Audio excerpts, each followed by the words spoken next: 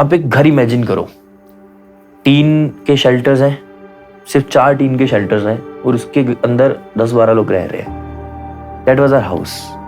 मेरे दादाजी फेरी लगाया करते थे, गांव में चूड़ियाँ बेचा करते थे वो।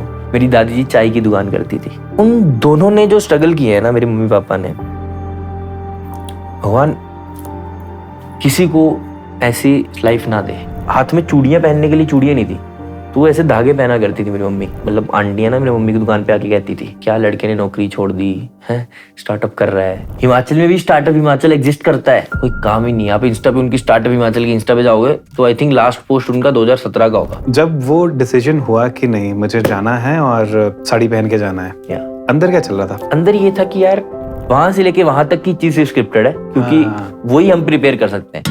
The Himachali podcast.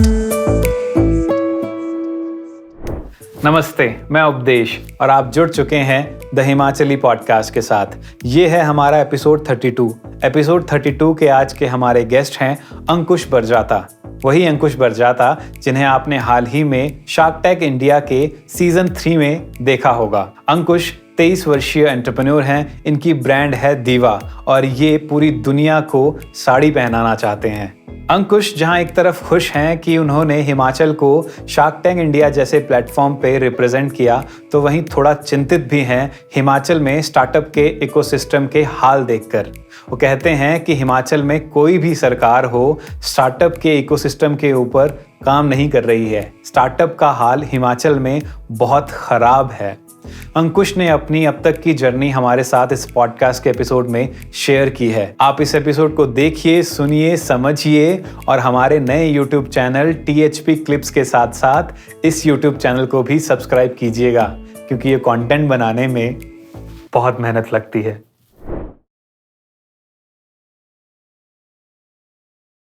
नमस्ते हिमाचल, मेरा नाम अंकुश बरजाता और मैं हूं हिमाचल के छोटे से गांव बंगाना से। आज सीधा द हिमाचली पॉडकास्ट में आपने मेरे को बंगाना से सोनी टीवी देखो और आज सोनी टीवी से चल के हम सीधा आए उपदेश भाई के पास। कैसे उपदेश भाई? मैं बहुत बढ़िया हूँ, आप बताइए। बहुत बढ़िया, हाई एनर्जी। अब आप छोटा सा गांव मत बोला करिए बंगाना को, बंगाना बहुत बड़ा हो गया, आपने बहुत बड़ा कर दिया उसका नाम। टचवुड। क्या चल रहा है? अब अच्छा चल रहा है। अब अच्छा चल रहा है। रिस्पॉन्सिबिलिटीज बढ़ गई हैं। किसी ने सही कहा है, with great power comes great responsibilities. तो कुछ वैसा फील आ रहा है। और बहुत प्यार मिल रहा है। हिमाचल का इतना प्यार मिलेगा मैंने नहीं सोचा था, मैंने सही नहीं सोचा था। आई न्यू कि हिमाचल के बाहर बहुत मिलेगा, because shark tank generally Himachal में मेरे को नहीं लगा था कि इतने लोग देखते हैं। जिन्होंने जो नहीं भी देखते थे उन्होंने बस जैसे वो हिमाचल का नाम सुना ना, तो बहुत सारे बड़े बड़े मैसेजेस की पहली बार, मतलब ऐसा एक ऐसे शो पे जहाँ पे बिजनेस की बात हो रही है और हिमाचल से कोई बिजनेस पे रिप्रेजेंट कर रहा है। सो वो जो प्यार मिला है ना, वो एक अलग ही चीज है। उसके आगे मतलब चाहे वो आप कह लो कि जो लाइक्स ये सब चीजें मैटर नहीं करती। फिर आपने डील मिली नहीं मिली वो मैटर ही नहीं करता, कि जो प्यार मिला हिमाचल का। सो वेरी नाइस, बहुत बढ़िया। एक बात पूछनी थी आपसे। गगरेट से कोई लड़के रात को घर का दरवाजा खटखटाते हैं और बोलते हैं कि कोई शार्क टैंक पे गया था, बस उनसे मिलना है, कुछ हुआ ऐसा? हाँ, अब कैसे होता? क्या हुआ था यार? करीब 9:30 बजे की बात है ना, हम सब डिनर करके जस्ट फिनिश हुए थे एंड बहुत देर से ना कोई गेट खटखटा रहा था। तो वो अंदर आ गए, गेट खटखटा के अंदर आए। अंदर आके क्या ऐसा हमारा ग्राउंड फ्लोर, फर्स्ट फ्लोर, उसके ऊपर तीन फ्लोर बिल्डिंग है। तो फर्स्ट फ्लोर पे हमारा मतलब हमारी फैमिली रहती है। तो उन्होंने बेल बजाया और बेल बजा के नीचे उतरने लग गए। फिर पापा ने पूछा कि हाँ जी, कह रहे वो शार्क टैंक वाले अंकुश? पापा ने कहा हाँ यही है, आ जाओ।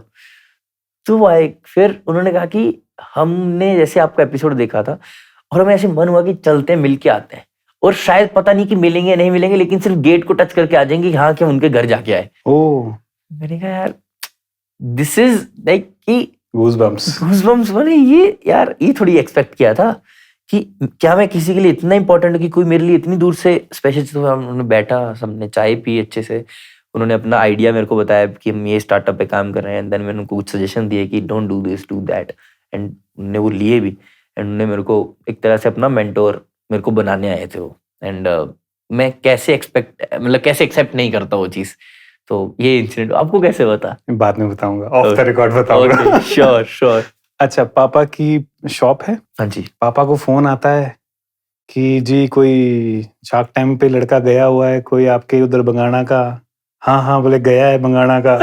बोले वो भी तो सरनेम फिर बोला जाता है कि वही है। बोले आप जानते हो उसको? तो पिताजी कहते हैं कि वो तो मेरा ही बेटा है। मेरा ही बेटा है। हाँ, ये हुआ। ऐसा नहीं हुआ था हाँ। प्रॉपर, मगर मैं बताऊँ तो फोन आता है पापा को कि जी हम ये टीवी पे देख रहे हैं, ये बंगाना आप बंगाना से ही हो ना? कह रहे हैं हाँ जी बंगाना से ही है। कह टीवी पे कह रहे हाँ, कह रहे कि जानते हो आप? हाँ जी जानते हैं।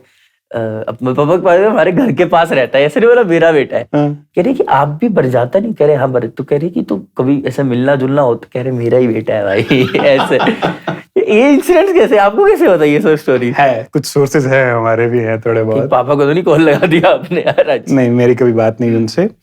तो ये तो थे 2 इंसिडेंट्स। अच्छा, वो भी कोई कपड़े वाले थे राइट, जो दिल्ली से जिन्होंने कॉल किया? जी राइट। तो ये तो मैंने बता दिया 2 इंसिडेंट, ऐसा कुछ और हुआ? बहुत सारे हुए हैं। एक DCS दिल्ली कॉन्वेंट स्कूल की MD थी, और वो ढूंढती उनको पता नहीं ऊना कहाँ है, उनको पता नहीं बंगाना कहाँ है। वो कहीं उधर उधर घूमती फिरती, ऊना में अपने बैनर्स लगे थे, तो बैनर्स को फॉलो करते करते आई, और फिर उन्होंने आके पूछा कि जी अंकुश का घर कहाँ है? तो जैसे जिन्हें अंकुश कौन? वो शार्क टैंक। मैं बताता हूँ अंकुश का। लगे कि अब सबको, तो उनको घर छोड़ के गए, और फिर वो आए हमारे साथ। उन्होंने कहा कि हमें मिलना था आपसे, और बढ़िया उनकी हमें कि इतनी दूर से लोग चल के आ जा रहे हैं। बहुत सारे इंसिडेंट्स है, कोई नंगल से आ रहा है, कोई धर्मशाला से कॉल्स आ रही है कि सर हम आपके पास मिलने। मैंने कहा यार भाई मिलने मैं बुलाऊंगा, स्पेशली एक अच्छा इवेंट करेंगे, सक्सेस पार्टी करेंगे, तो सबको बुलाएंगे, पूरे हिमाचल को इन्विटेशन देंगे। लेकिन ऐसे मतलब मेरे को थोड़ा अच्छा नहीं कि कोई यार स्पेशल कोई क्यों चल के आएगा मेरे। तो बहुत सारे इंसिडेंट्स हुए। तो यही मैंने कहा ना कि बहुत प्यार मिल रहा है, यही है वो प्यार। राइट। अभी जैसे हम अभी शूलिनी गए थे, तो वहां भी बच्चे, मतलब ये कि हमें बहुत प्राउड फील हुआ कि जब ऐसे हमने हिमाचल का नाम सुना। तो मैंने कहा इसकी यार दो चीजें हैं। एक तो है गुड पार्ट की, ठीक है कि हिमाचल का एक लड़का टीवी पे गया। सैड पार्ट इसकी हिमाचल का सिर्फ एक ही लड़का क्यों गया।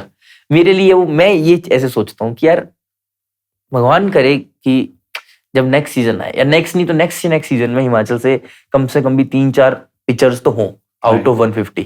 ये जो पिच बनती है बहुत ही मतलब ऐसा लगता है कि पता नहीं कितना प्रोफेशनल वो आ गया है बंदा पिच करने के लिए। बिहाइंड द सीन्स क्या होता है, कौन हेल्प करता है इन पिचेस में? मैं बताता हूँ। तो शार्क टैंक, मतलब मेरे को कॉल आता है 30 अक्टूबर से 4 नवंबर का शूट था। 23 अक्टूबर को मेरे को पहला कॉल आता है कि हम शार्क टैंक टीम से बात कर रहे हैं, क्या आप 30 से 4 तक अवेलेबल है? मैंने कहा हाँ जी अवेलेबल है। कह रहे this is not a confirmation call but we are just कि आपकी अवेलेबिलिटी जान रहे हैं। मैंने कहा अच्छा ठीक है। तो मतलब फील तो आ गई थी कि हो रहा है, सिलेक्शन हो गया है, लेकिन बीच में लटका दिया है कि हमें, मेरे को कि तैयारी करनी है नहीं करनी है सीधा बता दो। लेकिन फिर 26 अक्टूबर को फाइनल कॉल आ गया कि हाँ you are selected and 30 to 4 आपका है और आपको आना है। मतलब 3 दिन में आपको बॉम्बे पहुंचना है, सीधी सीधी बात। 3 दिन में सब तैयारी करनी। मैंने कहा यार कैसे होगा, लेकिन काफी स्मूथ प्रोसेस रहता है उनका। ऑलमोस्ट 15 टीम्स, 10 to 15 टीम्स आपके यार कंटिन्यूसली टच पे हो जाती हैं within as soon as you receive the confirmation call. बस उसी के बाद आपके पास डिस्प्ले टीम भी है जो आप देखते हो। जैसे हमने साड़ी डिस्प्ले करी थी, एक बड़ी सी मैन्यूकिन पे साड़ी पहनाई थी, वो चीजें कहाँ पे लोगो लगना है, कैसा लोगो देते आप सब हो, लेकिन वो हमें सजेस्ट करते हैं कि कौन सा बेटर लगेगा, because they understand the camera कि कैमरा पे क्या चीज अच्छी लगेगी। ओके। कलर्स। और अगर बात करें स्क्रिप्टिंग की तो कुछ भी नहीं है ऐसा। हाँ। 0 स्क्रिप्ट वहां पे। सिर्फ जो हम पिच कर रहे हैं, हाँ। जो 1 मिनट की आप पिच सुनते हो हमारी, नमस्ते शार्क से लेके आस्क तक, जहाँ पे मानते हैं 2 करोड़ मांगना है, राइट, वहां से लेके वहां तक की चीज स्क्रिप्टेड है, क्योंकि वही हम प्रिपेयर कर सकते हैं। लेकिन उसके बाद जो होता है वहां पे दैट्स फुल्ली वन टेक। कोई कट नहीं होते, कोई कुछ नहीं होता। आप छींके, चक्कर खाया, गिर गए, वो नहीं रुकते। ओके। वहां पे कट नहीं होता और वो पूरा नेचुरल चलता है। वो जो प्रिपरेशन है 1 मिनट की या 2 मिनट की, जब तक आप पूरा घुमा के आते हो कि इंडिया में चल रहा है ये और ये, मैं आया हूँ ये करने के लिए, वो लोग हेल्प करते हैं? Of course there is a creative team. Okay. आप कंटेंट राइटर होता है? कंटेंट राइटर, उनकी अलग अलग टीम्स रहती है। क्रिएटिव टीम रहती है, एक ड्रेस हमारी जो पहनते हैं हम, उस पे भी वो पूरा हमारे साथ हेल्प करते हैं कि क्या ये अच्छा लगेगा नहीं लगेगा, प्रेजेंटेबल है या नहीं है। ओके। तो क्रिएटिव टीम उनकी, जो हमने पिच देना था, हमने खुद का लिखा था, उनको दिया। फिर वो अपना लिखा हुआ हमें प्रेजेंट करते हैं कि हमारे पास भी हमने वो भी हमारे लिए पिच लिखा होता है उन्होंने। फिर हम दोनों बैठते हैं कि यार ये मेरे को चीज अच्छी नहीं लग रही है, लेकिन ये तो हम कुछ मिक्सअप करके बेटर वर्जन उसका बनाते हैं। बिकॉज वो भी ये कहते हैं कि आपके पास 1 ही मिनट है, एंड हम भी चाहते हैं कि दुनिया आपको सुने, राइट। बिकॉज हम जो पिच करेंगे ना, हम अपनी पिच जो लिखी होगी हमने लिखी होगी अपनी कस्टमर के हिसाब से। ठीक है, मैं यहाँ रोकूंगा पहले, सॉरी। दिमाग में उस टाइम क्या पिच थी? मेरे दिमाग में हमारी ऑलरेडी पिच थी कि नमस्ते शार्क्स, मेरा नाम अंकुश प्रसाद था। ये तो था ही कि मैं हिमाचल के छोटे से गांव मंगाना से, क्या आपको पता है कि हमारे देश में ऐसा कैटेगरीज है, तो मेरा ऐसे था।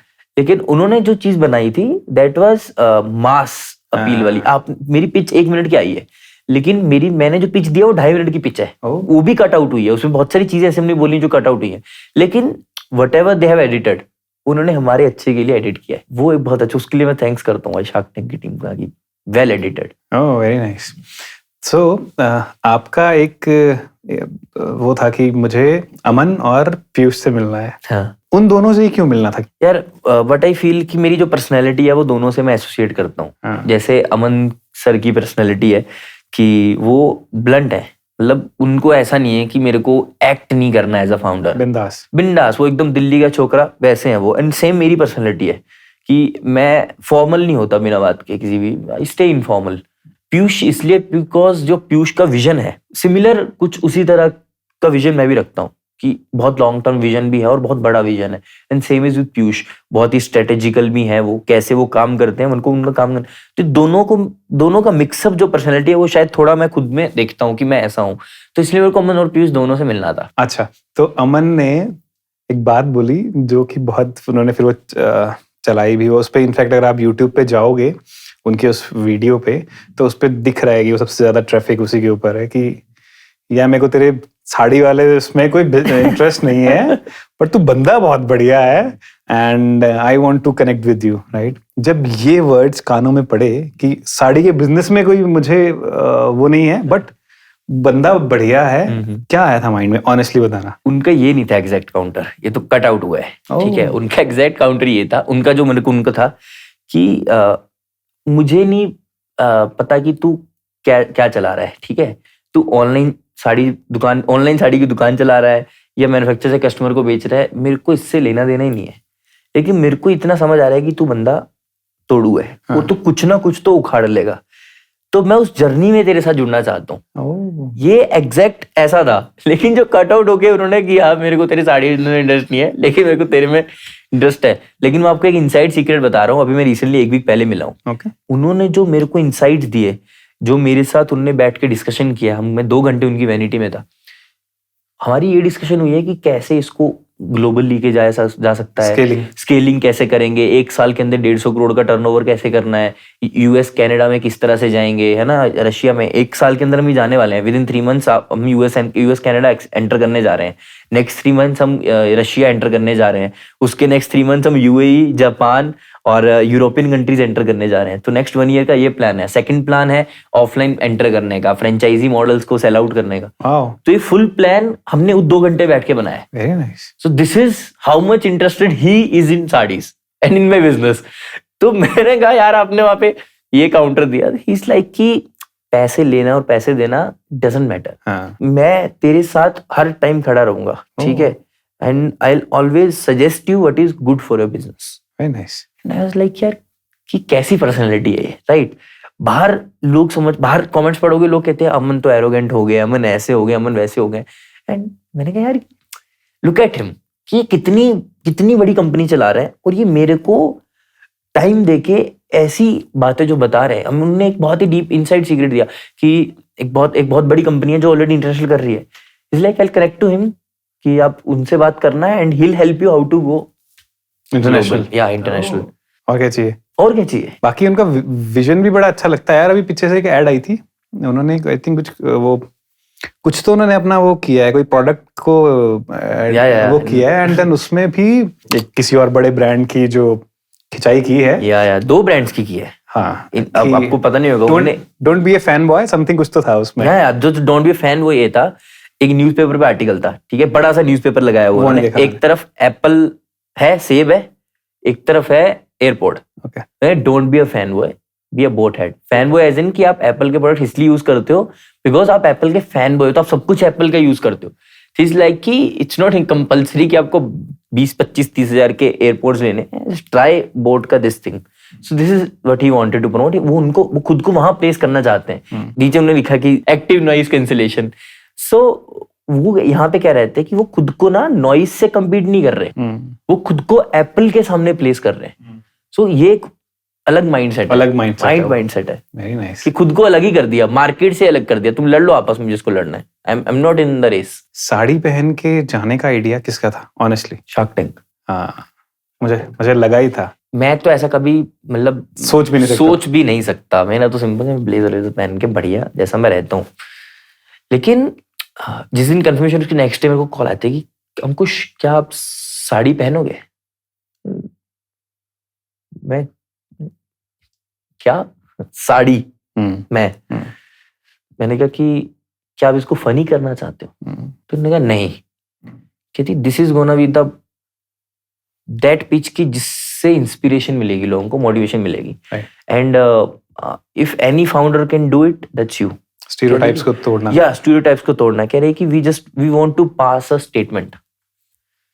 मैंने सोचा, मैंने घर पे डिस्कस किया and my father was like कि यार अगर वो कह रहे हैं ना, कुछ सोच के कह रहे हैं। राइट। मैंने भी ये सोचा, दो चीजें होंगी, या तो ये सक्सेस की पॉजिटिव हो जाएगा या नेगेटिव जाएगा।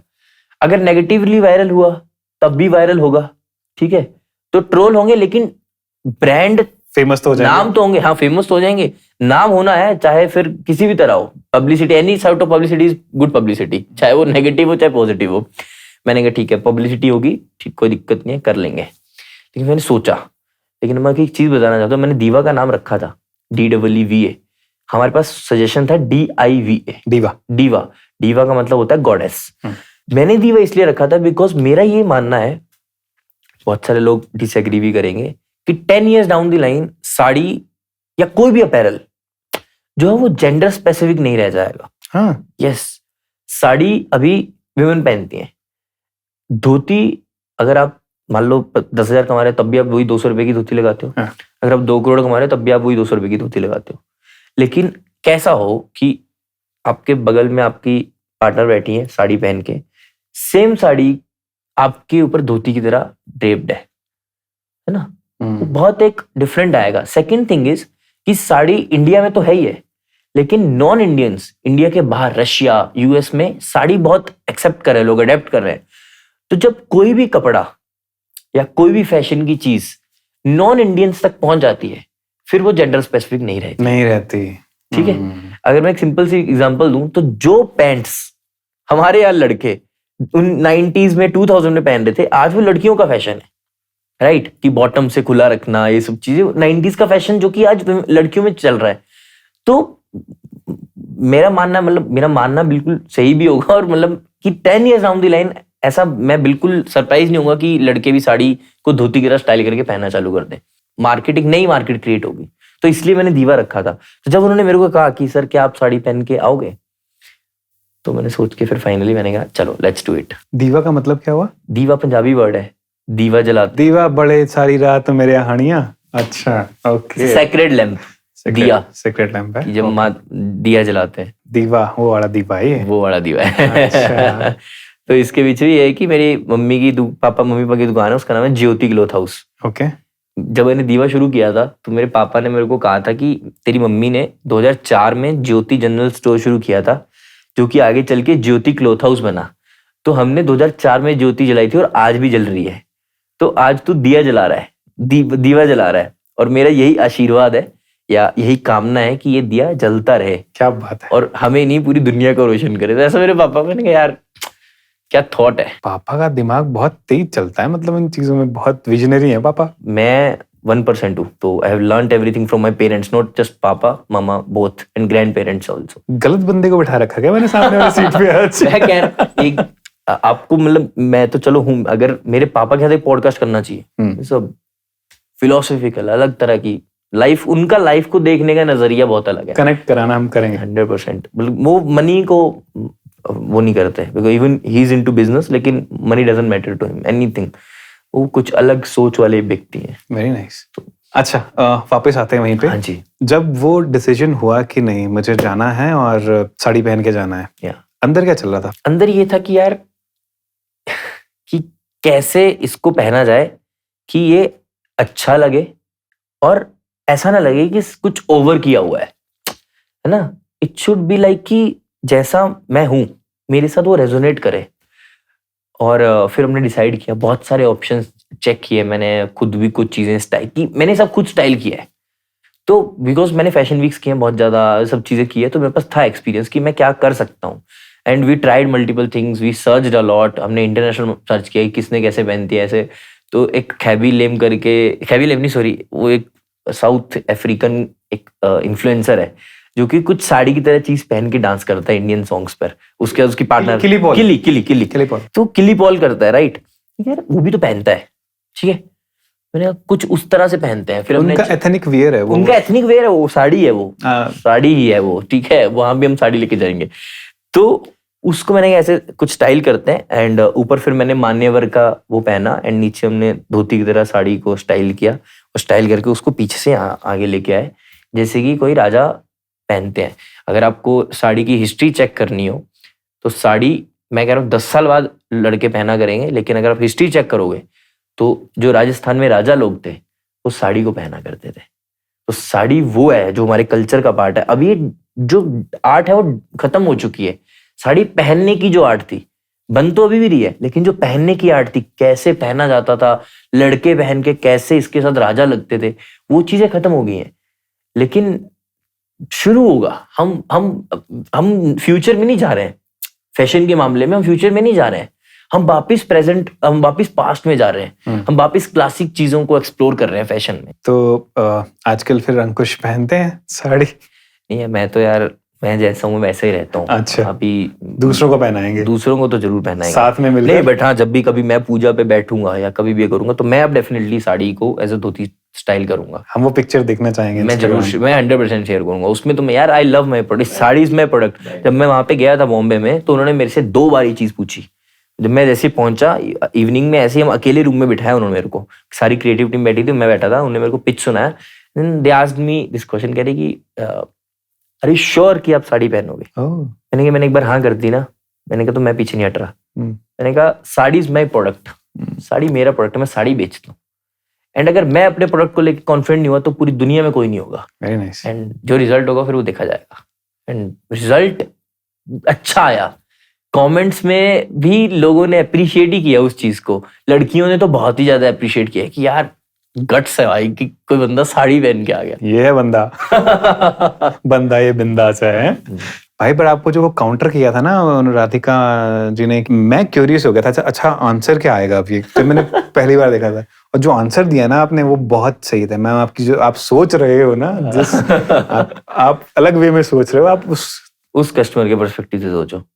तो मतलब क्या होता है मेरे हिसाब से ये है कि जब आप वहां पे खड़े हो जहां पे 5 लोग ऐसे बैठे हैं जो कि इतना पैसा अपने पास, उनके पास इतनी वर्थ है, इतना एक्सपीरियंस है जितना शायद आप अगले 10 साल के बाद गेन करोगे। उनका जब क्वेश्चन आएगा ना तो यू डोंट नो कि वो क्या कुछ भी पूछ सकते हैं, वो कुछ भी, राइट। लाइक वो रैंडम, मैं कैसे एक्सपेक्ट करूंगा कि वो ये पूछ लेगी कि मेरे को की फील नहीं आ रही है ना। मैं कभी मैं सपने में भी नहीं सोचूंगा कि कोई मेरे प्रोडक्ट को ऐसे बोले कि ये तो यार फील नहीं आ रही 2000 वाली। वही मेरे दिमाग में हर दिन मैं पिच करता था कि मैं आज शार्क टैंक पे ऐसे पिच कर रहा हूँ, वो सामने से ये क्वेश्चन पूछ रहे हैं, मैं इसका आंसर कर रहा हूँ, लेकिन एंड में पिच मैं लेके आ रहा हूँ। अब मानोगे नहीं, जब अमन ने ऑफर दिया मेरे माइंड में, जब भी मैंने पिच देखी अपनी, जब भी मैंने पिच करा है सपने में, सबसे पहला ऑफर मेरे को अमन का आया। तो ऐसे आता है कि चल मैं तेरे को ऑफर देता हूँ। जैसे उन्होंने कहा ना मैं ऑफर देता हूँ, मेरा हाथ सीधा ऐसे गया। वो उसमें नहीं आया, कट एडिट भी नहीं आया कि मेरा रिएक्शन नहीं आया, लेकिन मेरा हाथ सीधा दिल पे गया कि मैंने कहा यार भगवान, मैंने कहा यार जब तुम आज इस हिसाब से दे रहे हो कि जो मैंने सोचा हर चीज उसी तरह हो रही है। बेसिकली मैनिफेस्टेशन काम करती है। अब मैंने यार पब्लिकली लिख के डाला है तो मेरे ऊपर एक वो भी था, सोशल रिस्क था कि यार मैंने डाल दिया अब तो करना ही पड़ेगा। तो मैंने स्ट्रेटेजाइज किया पूरा कि 9 महीने करना क्या है, और फिर जो होना होगा वो तो यार रिजल्ट तो ऊपर वाले पे डिपेंड करता है। अब प्रोसेस आपके हाथ में है, राइट। जब मेरे को चेक्स मिले हैं ना, वहां पे डील क्लोज करी है हमने, तो मानोगे नहीं वो मेरी लाइफ का आज तक का सबसे बेस्ट मोमेंट होगा। ठीक है, सबसे बेस्ट मोमेंट होगा वो मेरी लाइफ का। आज तक शायद मैंने उतनी खुशी कभी फील करी हो, लेकिन वो एक डिफरेंट लेवल ऑफ हैप्पीनेस थी। खुशी कैसी होती है जब आप मान लो आपने गाड़ी ली या कुछ भी, आप एक्साइट होते हो, राइट? आपने कुछ भी अचीव किया तो यू गेट एक्साइटेड कि shit, right? We are that generation, even our past generation जब भी कुछ अचीव करते तो खुश होते थे, है ना, हंसते थे। मेरा कोई रिएक्शन नहीं था उस चीज पे यार, आई हैड नो रिएक्शन। मैं चेक पकड़े एंड कि यू डिड इट। जिस चीज के लिए तू, मतलब मैं आपको एक इंसिडेंट बताना चाहता हूँ। उस पर बाद में जर्नी जब मैंने शुरू करी थी, मतलब स्टार्टअप जब शुरू किया था 2021 में, तो ये मैंने कहीं शेयर नहीं किया है, like first time I am sharing on any podcast. तो मैंने स्टार्टअप शुरू किया था तो 3 महीने में ही समझ आ गया था कि कुछ नहीं बन रहा, और सोसाइटी का बहुत प्रेशर आ गया था, बिकॉज हम गाँव में थे। गाँव में मतलब आंटियां ना मेरी मम्मी की दुकान पे आके कहती थी क्या लड़के ने नौकरी छोड़ दी है, स्टार्टअप कर रहा है, क्या हो जाएगा इससे, ऐसे बहुत सारी चीजें। मेरे घर वालों ने कभी मेरे को प्रेशर नहीं किया, never, even they don't know this story. मेरे को बताती थी मम्मा कि यार आज वो आई थी ऐसे बात कर रही थी, कि मैंने उसको तो मैंने बोल दिया कि वो कर लेगा, हमें भरोसा है। लेकिन मेरे अंदर ऐसा रहता था कि यार कि लोग, मेरी घर वालों को मेरी वजह से सुनना पड़ रहा है, राइट? कि मैंने एक ऐसा डिसीजन ले लिया शायद गलत है। मेरे को, हाँ, मेरे घर में 10 लोग हैं और मैं 10 लोगों के घर में अकेला फील करता था उस टाइम पर, कि यार मतलब फेलियर जो फीलिंग होती है ना बहुत गलत होती है, भगवान करे किसी को ना आए। उससे भी बड़ी बुरी फीलिंग ये होती है कि आप अपने पेरेंट्स के सामने जब फेल करते हो। मेरे को अपना घर बहुत पसंद है, गाँव उससे ज़्यादा पसंद है, मैं अपने गाँव से दूर नहीं रह सकता। लेकिन दैट डे आई डिसाइडेड कि मेरे को घर छोड़ना पड़ेगा, वो मैंने घर छोड़ दिया। I went back to Chennai, मैं चेन्नई वापस चला गया। ओवरनाइट सक्सेस सबको दिखती है लेकिन पीछे का it's a result of those days. तो मैं चेन्नई चला गया और चेन्नई में कुछ स्टार्टिंग के जो डेज थे मैंने घर से कुछ नहीं लिया था। मैंने कहा कि वहाँ पे मेरे को SRM वाले मेरे को पैसा दे रहे हैं और ऑफिस भी दे रहे हैं, कुछ भी नहीं था। I had no plan, I just wanted to leave that place. कि हो गया मेरा कि मैं शायद यहाँ पे नहीं रह पाऊंगा, अगर मैं रहा तो कुछ गलत होगा। मैं निकल आया वहाँ से, came back to Chennai. Chennai में आया, दोस्त के यहाँ पे रुका फिलहाल 1-2 दिन के लिए, देन फ्लैट लिया, दोस्तों से ही उधार लेके रेंट दिया। मतलब मैं अगर एक फ़ोन करता मेरे पापा 1 लाख डाल सकते थे, एक फ़ोन करता मम्मी 40-50 हज़ार डाल देती। लेकिन मेरे माइंड में ये चीज़ थी कि यार मेरे पापा, मतलब हमारे पास खाने को तब नहीं होता था बचपन में। वहां से मेरे मम्मी पापा ने मेहनत करी खुद, उन्होंने सब टफ टाइम्स देखे। मेरे को याद है मेरी मम्मी कहती है कि हम, मतलब बचपन में ऐसे टाइम थे कि हाथ में चूड़ियां पहनने के लिए चूड़ियां नहीं थी, तो वो ऐसे धागे पहना करती थी मेरी मम्मी। पैसे नहीं होते थे यार, चूड़ी के लिए भी 1 रुपया तक नहीं था, ऐसी हालत थी। तो वहां से उठ के वो वहां पे आए कि मैं 30 लाख एक कॉलेज में पे करके पढ़ सकता हूँ। तो उन्होंने जो टाइम देखे यार, उनके पास भी तो नहीं था ना कोई। तो मैंने कहा यार शायद ये जो पाथ है मैंने खुद चूज किया, राइट? तो इसके साथ जो स्ट्रगल आएगा वो मेरा होगा। मैं अपने पेरेंट्स को तो सफर नहीं होने दूंगा अपने स्ट्रगल टाइम में, कि जो होगा देखा जाएगा, फेल होंगे लेकिन खुद करेंगे। तो दोस्तों से उधार लेके रेंट दिया, जूनियर से इंटर्न्स हायर किए, मुफ्त में काम किए उन्होंने मेरे लिए। और कुछ तो मतलब शिट यार, ऐसे भी इंसिडेंट थे। मैं क्या करता हूँ, पूरी रात काम करता था, सुबह 10 बजे तक काम करता था और सो जाता था, एक चाय और ब्रेड या कुछ खा के, और रात को उठता था सो दैट मेरे को सिर्फ एक बार डिनर करना पड़े। और मतलब ये कंटिन्यूस चला, एक फेज था जहाँ पे कंटिन्यू चल रहा था। और मतलब जब ये कंटिन्यू चल रहा था, मैं यार कि मैं क्या कर रहा हूँ, मैंने क्या करने के लिए स्टार्टअप शुरू किया था और मैं क्या कर रहा हूँ, कि दूसरों को जॉब देने के लिए ये सब किया था, लेकिन आज खुद के पास भी मतलब एक तरह से खाना खाने का भी पैसा नहीं है, क्योंकि उधार पे खा रहा हूँ मैं। स्लाइस से मैंने 70,000 रुपए का बोरो किया था, लोन लिया 70,000 का मैंने स्लाइस से, क्रेडिट कार्ड लिया था एक 50,000 रुपए का, वो भी खाली कर, मतलब ऑलमोस्ट खाली हुई सब चीजें, क्योंकि सब चीज बिजनेस पे लग रही थी या किसी और चीज में लग रही थी। तो बंद कर देते हैं, कि छोड़ देते हैं इसको। और मैंने ऐसा अकेला ही बैठा था, मैं अकेला बैठ के सोच रहा था कि what went wrong, how I went wrong, भगवान को बहुत कोसा मैंने यार, मैंने कहा यार इतना तो गलत नहीं हूं मैं, है ना, मैं गलत तो कुछ नहीं कर रहा हूँ, मैंने आज तक किसी का गलत नहीं किया, किसी का बुरा नहीं किया। सब जब अब ऐसा सोचते हो राइट, क्या मैंने किसी का गलत तो नहीं किया था कि आज मेरे साथ ऐसा हो रहा है, मैंने कहा मैंने किसी का बुरा भी नहीं किया, लेकिन मैंने कहा ऐसा क्यों हो रहा है। फिर मेरे को ना यार, मैंने ऐसे सामने कैमरा रखा था, उससे पहले कि उससे 2-3 इंसिडेंट जिन्होंने, अगर वो चीजें नहीं होती मेरे साथ, जो मेरे माइंड में ट्रिगर पॉइंट नहीं आते, तो शायद आज हम बैठ के ये चीज बात ही नहीं कर रहे होते, शायद दीवा होता ही नहीं, या शायद मैं भी ना होता। तो उस पे आते हैं, मेरे को फिर पापा की बात याद आई। मेरे पापा ने जब मैंने दीवा शुरू किया तो एक चीज कही थी कि 2004 में हमने ज्योति जलाई थी, आज तक जल रही है, भगवान करे दीवा भी जलता रहे। मैंने कहा यार उस इंसान को कैसा लगेगा जब मैं बोलूंगा कि मैं दीवा बंद कर रहा हूँ। मैंने कहा ये दीवा तो नहीं बुझ सकता, ठीक है। और बस उसी दिन मैंने कैमरा रखा सामने, तो कैमरा रख के मैंने खुद से बात करी। This was the second time I was talking to myself. मैंने कहा वर्स्ट फेज चल रहा है मेरी लाइफ का, वर्स्ट, इससे बुरा कुछ नहीं हो सकता।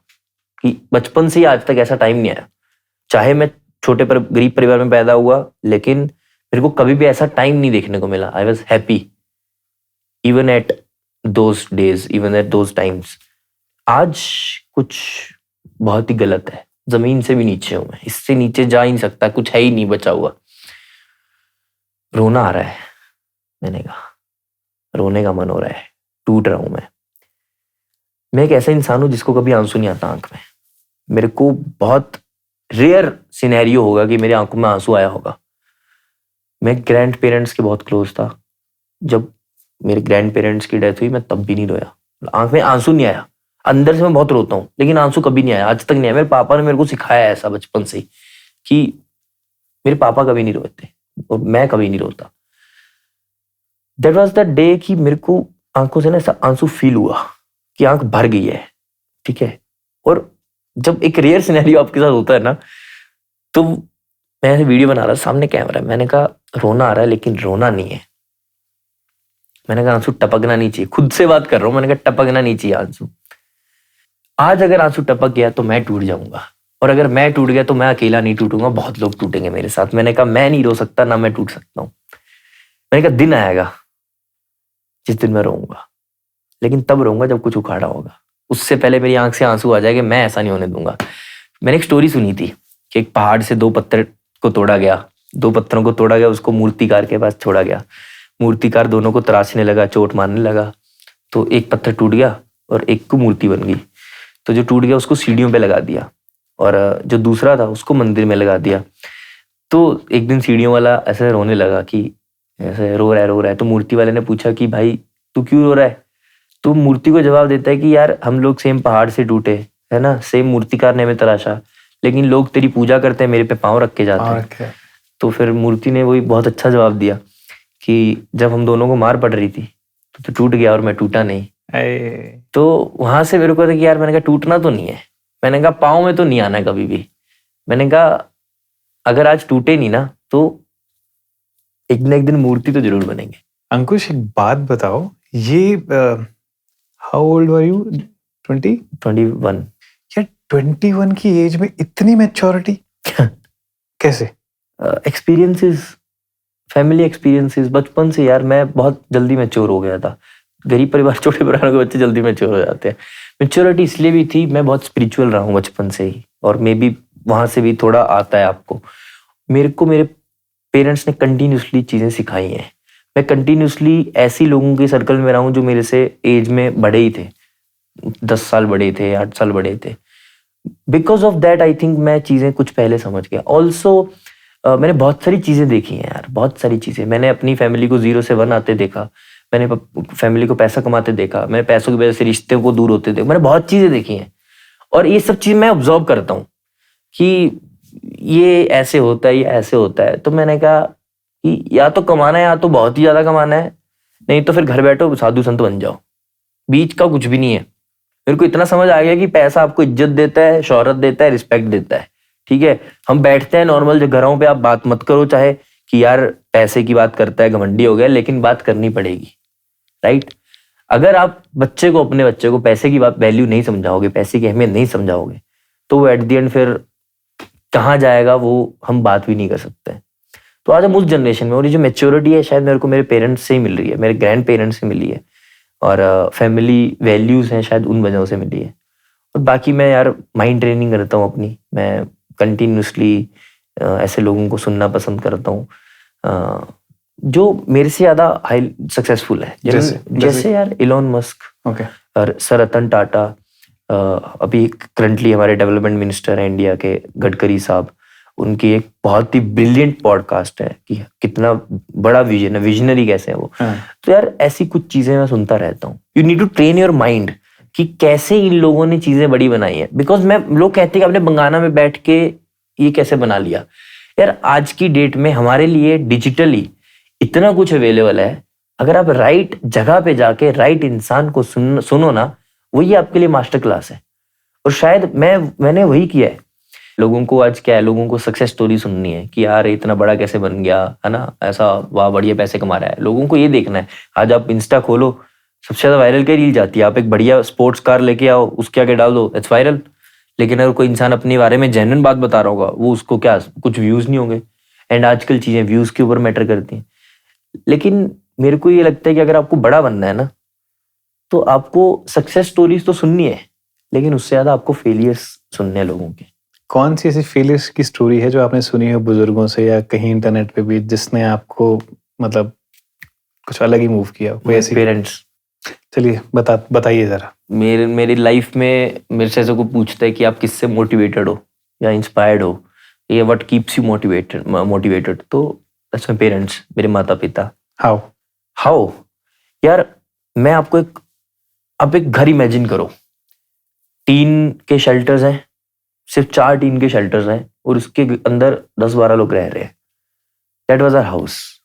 मेरे दादाजी फेरी लगाया करते थे गांव में जब जाके, राइट, मैंने वहां भी बताया, चूड़ियां बेचा करते थे वो, है ना। और पहाड़ी में बुजका चक बोलते थे मेरे दादाजी को। मेरी दादी जी चाय की दुकान करती थी, ठीक है, और मैं प्राउडली चाय सर्व करने जाता था लोगों को। हर एक दुकान पे चाय बांट, जो लोग चाय दादी से खरीदते थे। मेरे को बचपन में ऐसा बचपन था हमारा। उन दोनों ने जो स्ट्रगल किए है ना, मेरे मम्मी पापा ने, भगवान किसी को ऐसी लाइफ ना दे।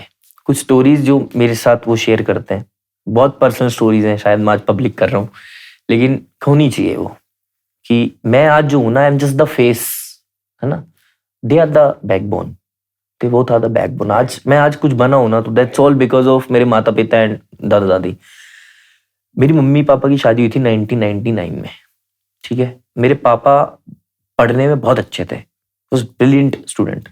उनके मार्कशीट उठा के देखता हूँ मैं, तो मैं यार पापा आपने पढ़ाई। उन्होंने 10th में पढ़ते पढ़ते ही टुक द डिसीजन कि मेरे को नौकरी करने जाना पड़ेगा। एक 14 साल का लड़का, आप मेरे को कह रहे हो कि आप क्यों इतने मैच्योर हो, अब आप उसके बारे में सोचो जो 14 साल की उम्र में घर से 52 किलोमीटर दूर हमीरपुर में वो नौकरी करने चले गए, और वो भी फ्री में।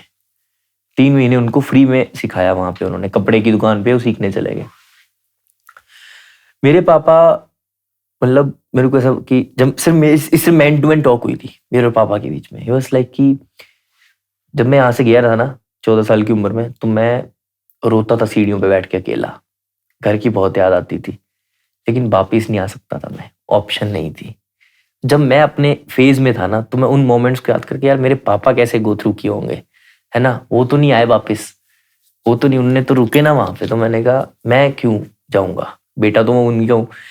तो उन्होंने फिर उसके बाद वहाँ पे 700 रुपये से शायद उनकी जॉब स्टार्ट हुई थी, एंड एट द एंड 2014 तक भी उन्होंने कुछ 6000 रुपये एक महीने का उनको लास्ट मिला था। तो दैट, मतलब मेरे पापा 22 साल लगातार उन्होंने एक ही दुकान पे काम किया, हमीरपुर में ही, सुरेश एंड कंपनी। पापा कहते हैं कि मैंने 22 साल काम सीखा। पापा आज भी उनकी मैं बहुत रिस्पेक्ट करता हूँ उनकी, बिकॉज वही मेरे पापा ने सिखाया कि वो मेरे पापा के गुरु हैं। अच्छा, हाँ ठीक है, तो मेरे पापा के गुरु हैं, पापा रिस्पेक्ट करते उनकी उसी लेवल पे, एंड सेम मैं भी उनकी वैसी रिस्पेक्ट करता हूँ कि उन्होंने मेरे पापा को बनाया, ठीक है, मेरे पापा ने हमें बनाया। तो 99 में मेरे पापा की शादी हो गई थी, मेरी मम्मी आई। यार उनके पास ना, मेरे पापा के पास हमीरपुर से यहाँ आने के पैसे नहीं होते थे। जितनी सैलरी होती थी वो घर पे देते थे स्टार्टिंग से ही, शादी के बाद भी फिर वो घर पे देते थे।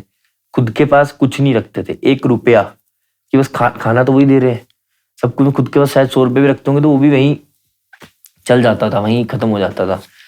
तो मेरी दादी की चाय की दुकान पे मेरी मम्मी पूरा दिन सुबह 5 बजे से लेकर शाम तक काम करती थी, तो उनको 2 रुपये मेरी दादी देती थी ऐसे कि रखो। मम्मी हर दिन काम करती थी, मेरी मम्मी बताती थी कि 15 दिन काम करके शायद 30 रुपये इकट्ठे होते थे, तो 2 रुपये फोन करने के लगते थे।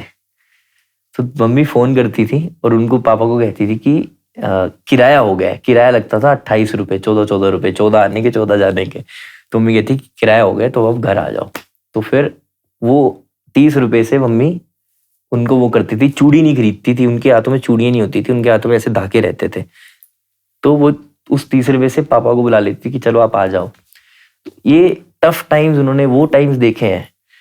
और फिर उन्होंने मम्मी ने 2004 में वो खुद का जनरल स्टोर खोला, ब्यूटी पार्लर खोला, टेलरिंग सिखाना, मतलब उन्होंने सब कुछ किया, हर वो चीज करी जिससे कि हम बेटर हो पाए। ये सब स्टोरीज जब आप सुनते हो और मतलब मैं बचपन तो आंखों में आंसू आ जाते हैं। तो वहां से उन्होंने मतलब मेरे पापा फिर वहां से उन्होंने काम किया कि उन्होंने 4 सलवार सूट मम्मी की दुकान पे भेजे, टेलर वाली शॉप पे, क्योंकि कपड़े सिलती थी मम्मी। तो उनके लोग आके पूछती थी आंटीज की क्या आपके पास अब सूट भी रख लो, बिक जाएंगे। तो गिन के 4 सूट के पैसे थे, ठीक है, गिन के 4 सूट के पैसे, उन्होंने 4 सूट मंगवाए, हमीरपुर से बस में रखवाए और दुकान पे रखे और 4 सूट बिक गए।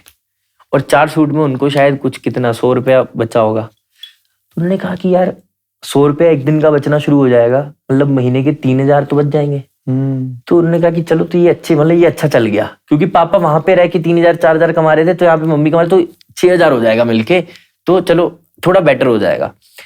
लेकिन वो 4 से फिर 8 हुआ, 8 से 10, धीरे धीरे बहुत अच्छा मम्मी की जो शॉप थी वो बहुत अच्छी चल गई। फिर मेरे दादाजी चल बसे 2008 में। दादी जी की तबीयत थोड़ी खराब होना शुरू हो गई 2013 वगैरह में। तो मेरी मम्मी ने पापा को कहा कि अब जैसे दुकान अच्छी चल रही है तो अब भी जॉब छोड़ के खुद का आप भी सेटअप करो, खुद की दुकान खोलो, आप चला लोगे। मम्मी ने हिम्मत करके पापा को इंस्पायर किया कि अब करो। एंड पापा ने फिर मम्मी के ट्रस्ट पे जॉब छोड़ी और वो आए। और जैसे ही वो आए तो उस मार्केट में 13 दुकानें और कपड़े की थी। And respect to my father कि उन्होंने उस कॉम्पिटिटिव मार्केट में जहाँ पे 13 दुकानें ऑलरेडी थी सबको बीट किया और वहां पे नंबर 1 बने। क्या बात है। और उसका रीजन वो कभी भी खुद को ऐसे नहीं कि मैं मेरा सबसे अच्छा किया, मैंने कभी नहीं कहते हो। वो सिर्फ एक चीज कहते हैं कि आज मैं जो भी कर रहा हूँ ना, दैट्स ऑल बिकॉज कि मैंने 22 साल लगातार एक्सपीरियंस लिया है जो कि बाकी 13 में नहीं है, और वही मेरे को अलग बनाता है। राइट। तो जो अपने गुरु की रिस्पेक्ट करता है ना, वो इंसान कभी जिंदगी में फेल हो ही नहीं सकता। That's what my father is. So अब थोड़ा पीछे ले आता हूँ। आपने बताया शायद मैं भी नहीं होता, वो कुछ ऐसा भी फेस था क्या? या वही सेम फेस था जब मैं वहां पे था। कुछ ऐसा मन में आया था? मैं हूं नहीं ऐसा यार, मैं ऐसा मैंने एक प्ले बनाया था थिएटर, मैं थिएटर बैकग्राउंड से आता हूँ। तो मैंने एक प्ले बनाया था, उसमें उस प्ले में एक बंदा सुसाइड करता है, लड़की सुसाइड करती है। तो ऐसे बैठे हुए थे, रैंडम हमारी टीम बैठी थी एंड ऐसी डिस्कशन चल रहा था कि यार क्या पागल लोग होते हैं जो सुसाइड करते हैं, है ना? क्या उनके पास कितनी ऑप्शन है दुनिया में, लेकिन क्या पागल लोग होते हैं जो ऐसा स्टेप लेते हैं। तो तब ना एक लड़का था वहां पे एंड उसने ऐसे बोला, कह रहे कि यार तुम्हें मैं ऐसे कहता हूं कि तुम जम मारो, मार लोगे? नहीं। तो कह रहा तुम सोचो कि जो बंदा इस पॉइंट पे पहुंच चुका है कि जिसके पास अब ऑप्शन ही एक है, तो उसके लिए कितना टफ हो रहा होगा वो चीज। एंड मेरे फ्लैटमेट ने सुसाइड कमिट किया था चेन्नई में उसी टाइम, कुछ टाइम पहले या कुछ टाइम बाद शायद। तो मेरे को आज तक रिग्रेट है कि शायद मैं वहां पे होता तो वो जिंदा होता। मतलब वो एक मोमेंट, मैं वहां पे नहीं था, मैं हिमाचल में था। कहाँ का था बंदा वो? तो वो बंदा था इधर महाराष्ट्र का, साउथ इंडियन था, महाराष्ट्र में रहता था, बॉम्बे में रहता था and he was a Christian. वो ऐसा मोमेंट था कि सब कुछ अच्छा चल रहा है दुनिया के लिए, ठीक है, I have built an image outside that Ankush is doing good, is running a startup, ठीक है, इतना बहुत है दुनिया के लिए। व्हाट हैपेंड, क्यों क्या सोचते हैं दुनिया वाले, ठीक है, बिहाइंड द सीन्स। बट मेरे को पता है क्या लगता है, मेरे पापा मम्मी जब भी बुरा टाइम चल रहा था ना तो they also used to call and discuss. मैंने कहा जितना लंबा मेरा बुरा टाइम चलेगा ना चलने दो। मैंने कहा एक बार मेरा अच्छा शुरू हो गया ना तो मैंने कहा उसके बाद वापिस नहीं जाएंगे, क्योंकि मैंने कहा मेरी जिंदगी में जितना बुरा टाइम आना है ना एक साथ आएगा। जितना मेरा बुरा टाइम आएगा ना उससे 10 गुना ज्यादा मेरा अच्छा टाइम आएगा, और वो आएगा। और वो आया। शार्क टैंक, मैं मतलब उनकी टीम को मैंने पता नहीं कितनी बार थैंक्स कहा है, थैंक यू उनकी। तो मैं रोया उनकी टीम से मतलब 2-3 बार बात करके, तो कि यार तुम लोगों ने मेरे को लाइफ चेंजिंग अपॉर्चुनिटी दी है। सीरियसली, नॉट इवन मेरे लिए, मेरी पूरी फैमिली को आपने एक लाइफ चेंजिंग अपॉर्चुनिटी दी है, हमारे गांव को एक लाइफ चेंजिंग अपॉर्चुनिटी, पूरे हिमाचल को, पूरे हिमाचल तो बहुत ही बड़ा हो जाएगा मतलब मेरे लेवल पे, लेकिन एक गांव को बहुत बड़ी अपॉर्चुनिटी। क्यों कह रहा हूँ ये बात? बिकॉज आपको देख देख के बहुत सारे यूथ का ना एक वो कॉन्फिडेंस आया है कि अगर if Ankush can do this तो शायद हम भी कर सकते हैं, समझ रहे हो? उससे पहले यूजुअली क्या होता है, कौन सोनी टीवी, कौन शार्क टैंक, हिमाचल कहाँ, मैं उस सेंस में बोल रहा हूँ। वही कि यार ये तो अपने लोगों को लेते होंगे, पैसे देने पड़ते होंगे। ये भी बहुत सारे लोग बात कर रहे हैं, पता है कि इन्होंने तो पैसे दिए भाई, 20 करोड़ रुपए की वो है, वो जितने देर हम बट खड़े हैं ना वहां पे, 20-25 करोड़ रुपए उस चीज के देने पड़ेंगे अगर किसी को जाना होगा, वैल्यू उस चीज की एटलीस्ट, मतलब है तो ज्यादा है लेकिन कम से कम 25 करोड़ है, तो इतने तो नहीं है हमारे पास कि हम दे दे भाई। उसने मेरी को बहुत बड़ी अपॉर्चुनिटी दी। और जो भी फिर वो था कि जितने टफ टाइम्स थे ना उस वजह ओवरनाइट सक्सेस हो गई वो दुनिया के लिए। मैं जिस दिन मेरा शार्क टैंक हुआ था ना, जिसमें मैं उस पे था, हम चेक्स लेके आए थे, चेक लेती बाहर शार्क टैंक का लोगो रहता है, वहां पे खड़े होकर फोटो ली थी। वो फोटो में अगर आप ध्यान से देखो मेरी आंखों में आंसू थे, और ऐसे चेक्स थे, आंखों में आंसू थे, और एक अलग सी स्माइल है वो, that's a different kind of happiness जो मैंने उस दिन फील करी। हम वहां से निकले, मेरी टीम थी 6-7 लोग और थे मेरे साथ, देवर लाइक कि आज पार्टी थ्रो करो आप। शार्क टैंक की टीम भी थी कि देखिए आप पार्टी करो, पार्टी थ्रो करो। मैंने कहा आज कुछ नहीं होगा, आज it's just my day, my time. And मैंने कहा अकेले में रहता है ना, मैं वापिस होटल हमारे लिए शार्क टैंक ने बुक किया था मेरे लिए, वापिस मैं गया रूम में एंड चेक्स रख के घर पे बात करी, and I played back that video जो मैंने बनाया था कि वर्स्ट टाइम चल रहा है, रोऊंगा मैं एक दिन, मैं रोऊंगा उस दिन। वो दिन आएगा, जिस दिन वो दिन आएगा उस दिन दुनिया भूलेगी।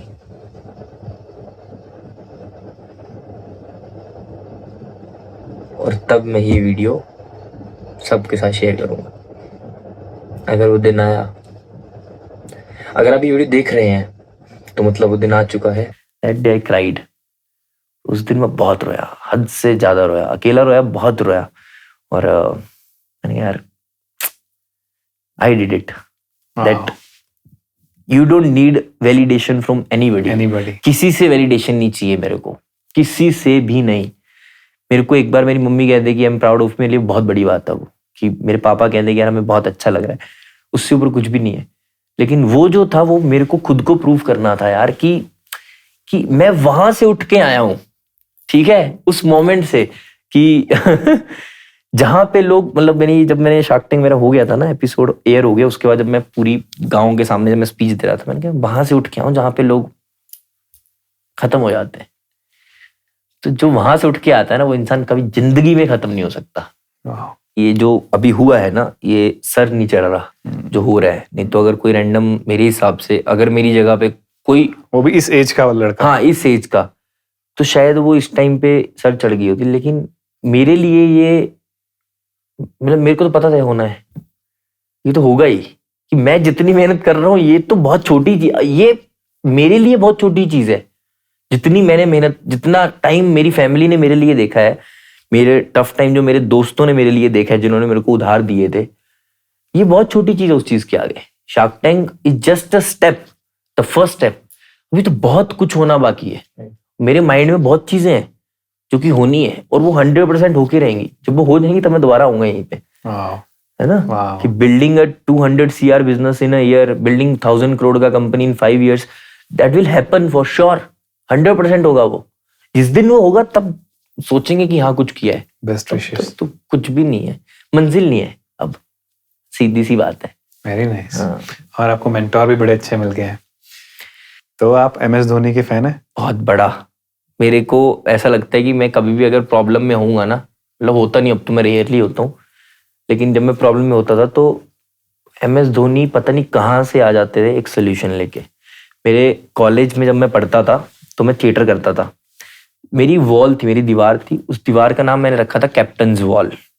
मैं क्रिकेट का फैन नहीं हूँ, okay. I am a fan of MS Dhoni as a person. Why? उनकी जो पर्सनैलिटी है, जो लाइफ को लेके उनका नजरिया है, द कामनेस, या फिर चीजों को एग्जीक्यूट करने का तरीका, I resonate with him a lot. तो उनकी कुछ बातें थी, तो मैंने कैप्टन्स वॉल बनाई थी।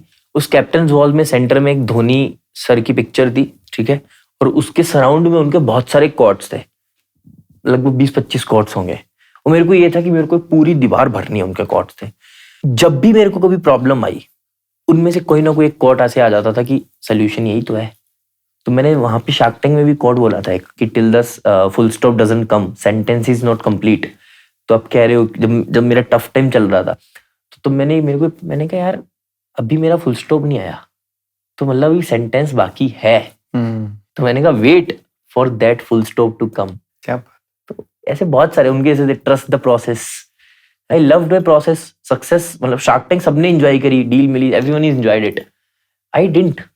सब लोग नाच रहे हैं, एवरीवन इज डांसिंग, लेकिन मेरा नहीं निकल रहा। दिमाग में कुछ और चल रहा है। मेरे दिमाग में सीरियस, मेरे दिमाग में चल रहा है कि ये सेल्स आ रही है, कैसे एग्जीक्यूट करनी है, कल क्या करना है, एक हफ्ते, मेरे दिमाग में ये चीज चल रही है। अभी भी हम बैठे हैं ना, प्रोबेबली मेरा बैक इन माइंड कुछ अलग चीज चल रही है। तो ये एक अलग ही सिनेरियो में आ जाओ, इस मोमेंट पे आ जाओ। मैं ऐसा तो मैं हर टाइम मोमेंट पे रहता हूँ मैं। तो यार एंटरप्रेन्योर के दिमाग में बड़ा कुछ चलता रहता है, उसको बड़ी टेंशन। सोया नहीं हुआ यार मैं पिछले, मतलब मेरे को जो वो टाइम था ना 2021-22 का, उस वजह से मेरे को प्रॉब्लम हो गई है, नींद नहीं आती मेरे को। अच्छा। मेरे को याद नहीं है कि मैं लास्ट टाइम कब सोया हूँ। 3 घंटे से ज्यादा, 3.5 घंटे से ज्यादा। प्रॉबेबली मैं हो सकता हूँ किसी प्रॉब्लम से गो थ्रू कर रहा हूँ बिकॉज ऑफ जो हुआ है, लेकिन वो मैं निकल जाऊंगा उससे बाहर। लेकिन अभी मैं उसको पॉजिटिवली यूज करता हूँ कि मेरे पास अगर टाइम है ना, मतलब नींद नहीं आ रही तो काम कर लो भाई, सीधी सी बात है। लेकिन हाँ, आई थिंक मेरे को कुछ जाना पड़ेगा। I need a good vacation and कुछ थेरेपी भी चाहिए मेरे को, लेकिन सही टाइम पे जाएंगे। गर्लफ्रेंड है? नहीं, कुछ नहीं है। हमारी गर्लफ्रेंड राधा रानी है। अच्छा, वो Radha Rani is the therapy. जाते हो आप भी? हाँ, ऑफ कोर्स, हर साल जाते हैं। मैं तो प्रोबेबली एक साल में 3-4 बार चला जाता हूँ। मेरा जब मन करता है वृंदावन, मेरा नहीं जब मन करता, जब उनका मन करता तब मैं वहां से बुलावा आता है तो मैं आ जाता हूँ। बहुत चेंज हुआ हूँ यार, बहुत, मतलब बहुत। क्या बदलाव है? मैं जब मैंने स्टार्टअप शुरू किया था, सबसे पहले मैं वृंदावन गया था, सबसे पहले। That was the first time I visited Vrindavan. और मैं अकेला विजिट किया था, कोई भी नहीं था मेरे साथ, मैं अकेला गया था। तो मैं जब वहां पे गया, मैंने सब ऐसा वहां से निकला, तो मैं तब मेरे पास कुछ भी नहीं था। जब मैं अभी रिसेंट विजिट किया था, जब मेरे पास सब कुछ था ऑलमोस्ट, अभी चीजें तो चलो आ रही हैं, लेकिन इसलिए गए थे कि भगवान मेरा शार्क टैंक हो जाए, इसलिए गए थे। तो तब मैं बढ़िया ब्लिंग ब्लिंग से गए थे। तो मेरे को फर्स्ट डे जब मैं सोया था ना, मेरे को सपने में ये थॉट आया कि मैं वृंदावन में भी आके वैसे ही ब्लिंग ब्लिंग ब्लिंग कर रहा हूँ। मैंने कहा, मैं जब मैं पहली बार आया था मेरे पास कुछ भी नहीं था। मैंने कहा इन्होंने मेरे को सब कुछ दिया और मैं इन्हीं के सामने दिखा रहा हूँ। कोई भी, वो किसी को भी चूज कर सकते थे, राइट? उन्होंने मेरे को चूज किया, मेरे थ्रू हो रहा है, कभी भी वो छीन सकते हैं। सो कभी इसके लिए कोई बहुत ज्यादा खुश नहीं होना, बिकॉज ऊपर वाले ने दिया है, ठीक है, वो कभी भी छीन सकता है। तो मेरे थ्रू करवा रहे हैं, मेरे को उसके लिए ग्लैड हूं, मैं थैंकफुल हूँ भगवान के लिए। बस ग्रेटफुल रहना है। और उसके अलावा मैं घमंड में आ जाऊं कि मैंने ही किया, तो मैं तो यार 3 साल से कर रहा था ना, तब तो नहीं हुआ, लेकिन जब होना था तो उन्होंने कर दिया। तो वृंदावन जाके जब मैंने खुद रियलाइज किया कि यार मैं यहाँ भी ऐसे ही हरकतें कर रहा हूँ, है ना, मैं दुनिया के लिए ठीक है, रील्स के लिए ठीक है, मैं यहाँ भी, उस दिन मैंने यार डिसाइड किया, मैंने कहा मैं ये चीज नहीं करूंगा, ना दुनिया के लिए ना यहाँ पे। फिर उस दिन मैंने नेक्स्ट डे धोती और कुछ भी नहीं, मतलब बाकी ऊपर तो टी शर्ट कुर्ता भी नहीं पहना, बस एक वो पहना था। अगर आप मेरे को देखते हैं कि कैसा आदमी, मैंने कहा जब भी वृंदावन आऊंगा ना, ऐसे ही आऊंगा कि मेरे पास कुछ भी नहीं है, जो है वो है तुम्हारा, तुमने दिया है, ठीक है, वो हिमाचल में है, यहाँ पे मैं वैसे ही आऊंगा जैसे मैं पहली बार आया था। तो that's what has changed. And जब भी कोई दिक्कत होती है, मतलब मेरे साथ हमेशा ठाकुर जी रहते हैं। क्या बात। सो पीयूष ने या किसी ने बोला था कि यार फिर देखो यार तुम बातें बहुत बढ़िया बनाते हो यार। राधिका मैम ने कहा था कि बातों में तो कोई आपसे नहीं जीत सकता। हाँ नहीं, और वो पीयूष ने भी शायद स्टार्ट किया था। ये एमएस धोनी वाली बात पे किया था कि एमएस धोनी का बहुत बड़ा फैन। वो है भाई, वो जर्नी का पार्ट है सारा का सारा। क्यों नहीं निकलेंगी वो चीजें, बिकॉज ऑथेंटिक है। और हर बार यही निकलेगी, शायद हर जगह निकलेगी भी नहीं, क्योंकि बहुत सारे ऐसे ये जो कुछ जैसे शायद मैंने जो इंसिडेंट शेयर किया मैंने कभी लाइफ में ही शेयर नहीं किया, because I don't like to share my struggle stories anywhere. Seriously मैंने शायद एक बार 2 बार शेयर कर दी, खत्म। कुछ चीजें ना शायद निकलनी होती हैं, निकल जाती हैं। मैं कभी मेरे घर में जो चीज मैंने अपने आज तक माता पिता के साथ शेयर नहीं करी, वो कितनी मेरी पर्सनल होगी कि बहुत मेरी पर्सनल कहानी है यार, मेरी पर्सनल स्टोरीज है। मेरा स्ट्रगल मेरा पर्सनल है। आपसे कोई पूछता है क्या हाल है, आपको रिप्लाई यही करना है ठीक है। आप बोल दो कि सर दर्द हो रही है तो बंदा सामने वाला चुपचाप परेशान होकर निकल जाएगा, बात भी नहीं करेगा आपसे। आज हम उस दौर में चल रहे हैं, तो बस कुछ नहीं है, मुस्कुराओ और चलते फिरते नजर आओ। दुनिया तभी आपकी स्टोरी सुनेगी जब आप उस फेज से निकल के किसी राइट फेज पे जाओगे। राइट। बहुत सारे लोग take this as a negative thing, right. वो ये नहीं सोचते कि अभी शायद कुछ करना है, कुछ बड़ा अपने को करना है, और जब कुछ हो जाएगा ना तो शोर अपने आप मच जाएगा, और जब वो मचेगा ना तो हर कोई बुलाएगा, हर जगह पे आपकी वो होगी। पर उसके लिए आपको वो उस फेज से निकलना तो पड़ेगा ना। और लोग ये करने से डरते हैं। यस। लोग सोचते हैं कि मतलब हम कैसे कर पाएंगे। हम तो गांव में बैठे हैं, हमारे पास कुछ अच्छा सपोर्ट नहीं है। कोई सपोर्ट नहीं करता, सीधी सी बात है। अगर तुम्हें लग रहा है कि नेता आगे तुम्हें सपोर्ट करके जाएगा, कभी नहीं होगा। तुम्हें लग रहा है तुम्हें कोई नेता नौकरी देगा, कभी नहीं होगा। जस्ट इन द टर्म्स दिल से दिल गो, वो कहेंगे वो निकल जाएंगे। नौकरी खुद बनानी पड़ेगी, खुद जाके घिसना पड़ेगा, सीखना पड़ेगा, फिर लेनी पड़ेगी। ठीक है, खुद को वहां से निकालना पड़ेगा, तभी जाके कहानी तब बनेगी ना। मैं तो यार फील करता हूँ कि मैंने कहा मेरी जिंदगी में एक दिन फिल्म बनेगी। मैंने कहा जो स्ट्रगल चल रहा है ना, ये तो उनके लिए कहानी बन रही है, फिल्म वालों के लिए। मैंने कहा एक बार सक्सेस होने दो, पूरी दुनिया पीछे भागेगी। वो लोग ये भी कहेंगे कि अरे ये तो हमारे साथ भी चल रहा है, इसमें क्या बुरा बात है। लेकिन उनको ये समझना है कि हम उससे निकल के यहाँ आ चुके हैं। So this seat is waiting for you, right, कि आप यहाँ पे आओ, तो आप वहां से निकलो पहले। राइट। आपकी नजर में एंटरप्रेन्योर की डेफिनेशन क्या है? एंटरप्रेन्योरशिप की डेफिनेशन पहले मैं बताना चाहता हूँ, एंटरप्रेन्योर तो बाद में आता है। एंटरप्रेन्योरशिप एक समंदर है जहाँ पे एक एंटरप्रेन्योर जब नाम का आदमी कूद जाता है विदाउट नोइंग कि तैरना आता है नहीं आता है। And the only option you have is to survive. Either you learn how to swim, या तो आप सीखो कि तैरना कैसे है, या तो डूब जाओ, और कोई ऑप्शन ही नहीं है। तो ये जो डेफिनेशन बोली ये कहीं पढ़ी थी या खुद के एक्सपीरियंस से बोल रहे हो? खुद के एक्सपीरियंस से बोल रहा हूँ कि मैं कूद गया और बहुत बार पानी के नीचे गया, लेकिन हाथ पैर मार के थोड़ा ऊपर आया, और धीरे धीरे हाथ पैर मारते मारते मारते मारते आज तैरना सीख गए। क्या बात है, आई लाइक इट। ठीक है, शार्क टैंक पे एक बार फिर से आते हैं। तो वो जो चेक उस टाइम मिलते हैं, वो रियल चेक्स होते हैं उस टाइम पे या डमी? वो चेक तो ट्रॉफी है उस शो की। ओके। कोई भी रियलिटी शो में कॉन्सेप्ट रहता है कि विनर बनता है, उस शो का विनर वही है जो डील लेके आता है। राइट। तो वो एक तरह से ट्रॉफीज हैं जो कि आपके लिए एक once in a life achievement है। तो मैं तो फ्रेम करवा के रख दी हमने, तो बड़े बड़े फ्रेम कराए हैं, उसके तो और बड़े कराए हैं। तो वो ट्रॉफीज हैं, लेकिन उसके बाद एक प्रोसीजर होता है, फंडिंग का प्रोसेस चलता है। अच्छा, डिफरेंट प्रोसेस। हाँ, थोड़ा सा बता पाओगे? आपने वहां पे डील करी, ठीक है। डील के बाद क्या होता है कि शार्क्स आपको अप्रोच करते हैं। जैसे हमारे केस में राधिका मैम ने हमें 1 महीने के अंदर अप्रोच किया था, तो उनके साथ फिर हमारी डूबी है डील ऑफिशियली अभी हमने क्लोज करी है, 1% उनको दिया है। बाहर आके थोड़ी अलग डील्स हो जाती हैं, आप अलग से बात कर सकते हो, काउंटर्स दे सकते हो कि मैम हम ये करेंगे वैसे करेंगे। तो 2 का 1% कर दिया अभी? हाँ, अभी उनको हमने 1% दिया है। मैं मान गई इजीली। वो हमारी ब्रांड एम्बेसडर भी बनी है, एडवाइजर भी बनी है, तो एक अलग ही ब्रांड एम्बेसडर क्या है? She is my brand, because वो सिर्फ साड़ी पहनती हैं। और वो जब भी इंटरव्यूज देती हैं वो साड़ी की बात करती हैं, हर तीसरे दिन वो एक साड़ी का पोस्ट डालती हैं। मेरे लिए उनसे बेटर ब्रांड एम्बेसडर कौन है अभी इस टाइम पर? She represent power and our brand represent power as well, तो she is the best association. Very nice. ठीक है, उसके बाद आती है जैसे कि बाकी 2 शार्क्स हैं, अमन सर और रितेश सर। तो इन्होंने बहुत ही लेट अप्रोच किया हमें शार्क टैंक एपिसोड से कुछ 1 महीना पहले। तो ऐसे हर केस में होता है कि वो अलग अलग टाइम पे अप्रोच करते हैं, देन आपकी डिस्कशंस होती हैं। अब मेरी डिस्कशन चालू है, रितेश सर के साथ तो चालू है, अमन सर के साथ भी चालू है। अमन सर ने सीधी सी बात, अमन सर से तो मैं अभी रिसेंटली मिलके भी आया हूँ विदाउट इवन वो इन्वेस्टमेंट डिस्कशन भी नहीं हुई। तो एक डिफरेंट चीज के लिए ऐसे ही, मतलब मैं राधिका मैम से मिलने गया था एक मार्केटिंग शूट के लिए, वहीं पर अमन सर का भी शूट चल रहा था। तो मैं ऐसे ही वहां पे मेरे को अमन सर के वो दिखे टीम से, प्रतीक सर। मैंने कहा हाय, तो प्रतीक सर दूर, अंकुश फ्रॉम दीवा। मैंने कहा हाँ। कह रहे हाय कैसे हो? मैंने कहा बढ़िया। मैंने कहा अमन सर कहाँ? कह रहे अंदर है, चलो मिल डालता हूँ। वो अंदर लेके चले गए। अंदर जैसे उन्होंने कहा कि अंकुश, तो अमन सर का पहले आज साड़ी पहन के नहीं आया। मैंने कहा ओह, मैंने कहा ही स्टार्टेड। तो वहां से दिल्ली का लड़का है। दिल्ली का लड़का यार, उन्होंने अंदर बिठाया यार, the hospitality, oh my God. मतलब चाय साथ ही जैसे अब गेस्ट को बोलते कि चाय पियोगे, मैंने कहा यार चाय आ रही है। अमन सर को जैसे स्पेशल चाय आती है, स्पेशल चाय आई, फिर खाना खिलाया उन्होंने, अंदर बिरयानी खाई अपने सर के साथ बैठ के। डिफरेंट एक्सपीरियंस था वो, 2 घंटे 3 घंटे। उनने एक जो टेक अवे मतलब उनने मेरे को दिया, कह रहे कि मैं तेरे को पैसा दूं या ना दूं, तू धंधा बहुत बढ़िया बना रहा है, फंडिंग तेरे को लेना is not recommended from my side. अभी तू 1 साल में 100 करोड़ का बिजनेस आराम से बना सकता है, फोकस ऑन दैट। कैसे करना है वो हम बताएंगे। मैंने कहा कैसे करना है? उन्होंने बताया कैसे करना है। जैसे मैंने कहा कि हम कंट्रीज में एक्सपैंड करें इंटरनेशनली, तो ये सब जैसे हम कर रहे हैं तो वो इसमें हमें पूरी हेल्प कर रहे हैं।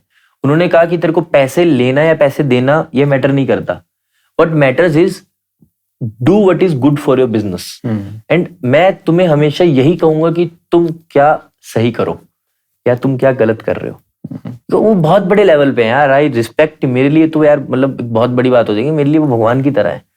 कि अगर वो इंसान को मैं शार्क टैंक पे नहीं देखता तो मैं शायद धंधा भी नहीं करता, बिजनेस भी शुरू नहीं करता।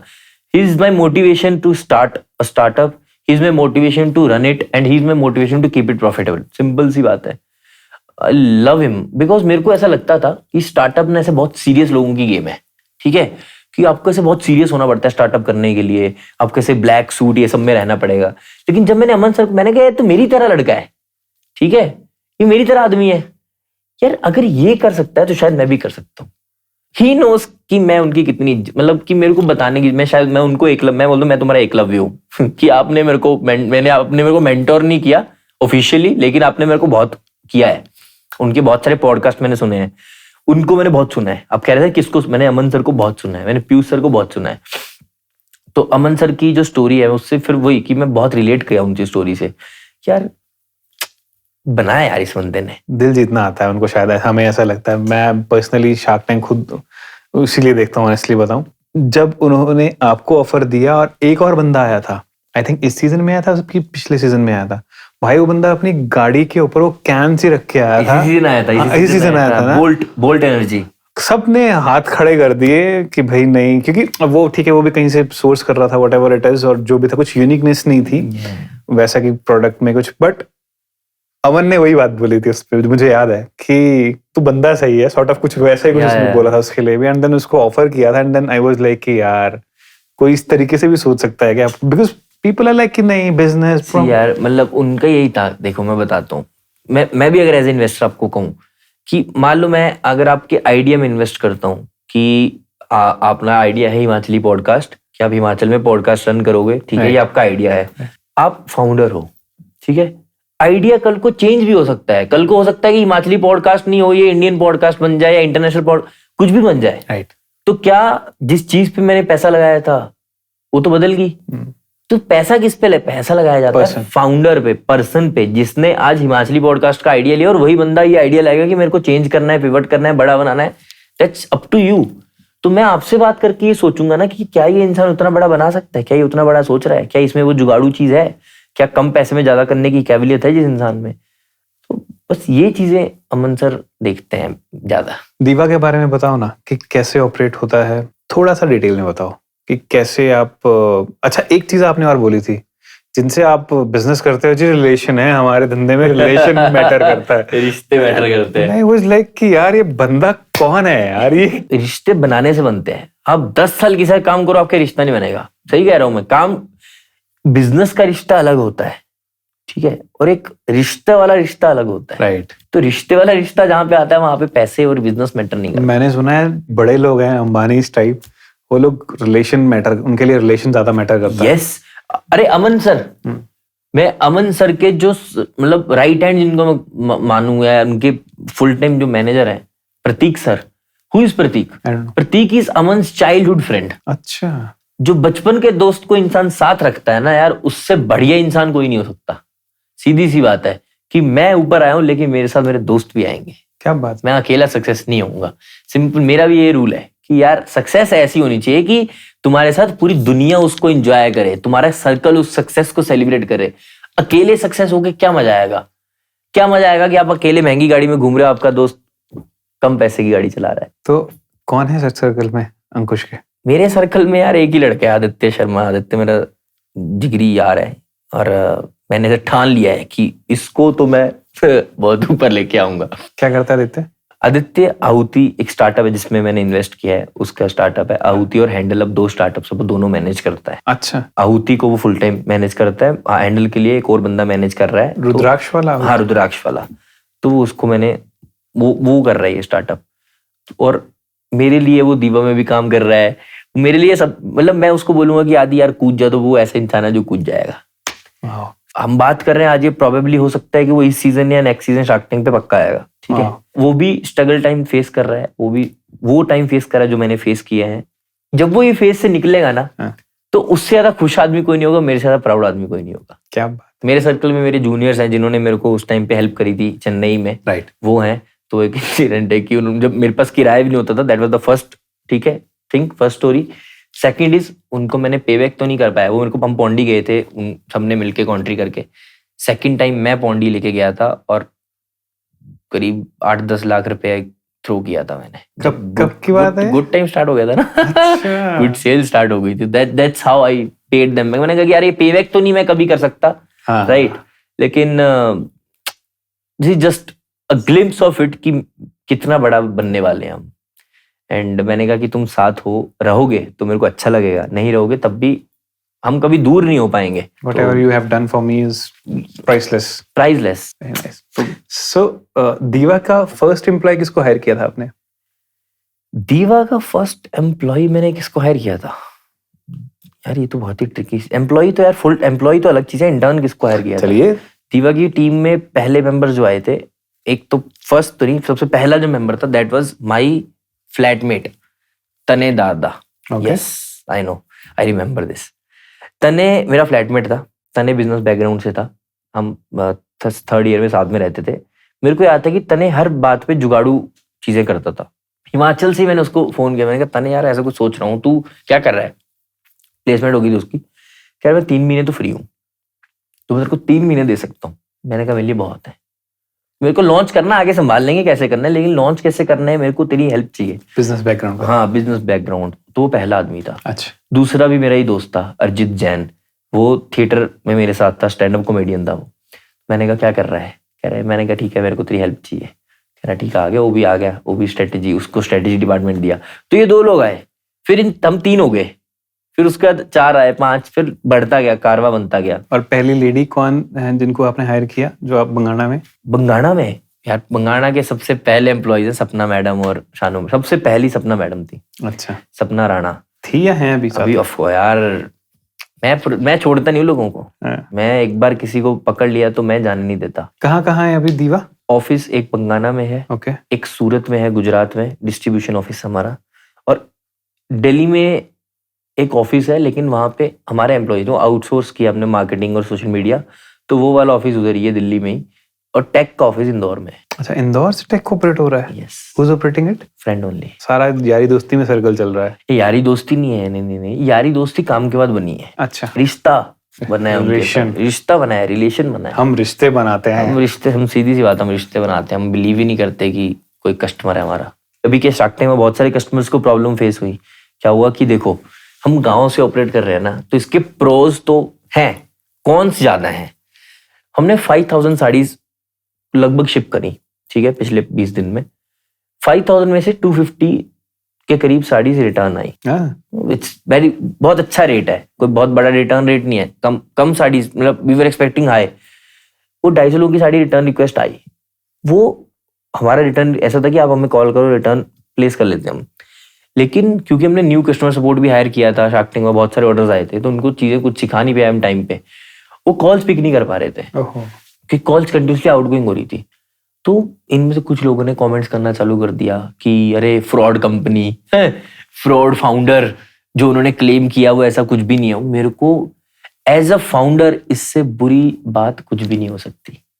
तो मैंने खुद एड्रेस किया, मैं सामने आया, मैंने कहा कि आई नो आपको प्रॉब्लम्स हुई हैं, अपॉलॉजी तो है, लेकिन हाँ मैं यहाँ पे हूँ आपके लिए।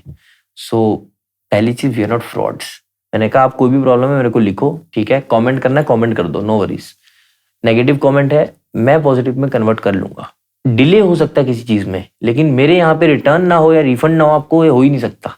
आई give no question asked return policy. आप फोन करते हो कि हमारी साड़ी खराब आई है, तो मेरी टीम ये नहीं पूछेगी कि क्या खराब आया है, वो आपसे रिटर्न एक्सेप्ट कर लेंगे।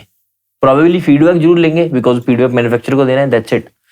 अब मानोगे नहीं, जिन जिन लोगों ने नेगेटिव कमेंट्स किए थे, 60% of them have replied back to their own comments with a positive reply, which is a very huge thing. Yes. मैं अभी मैं लाइव आपको बढ़ा सकता हूँ।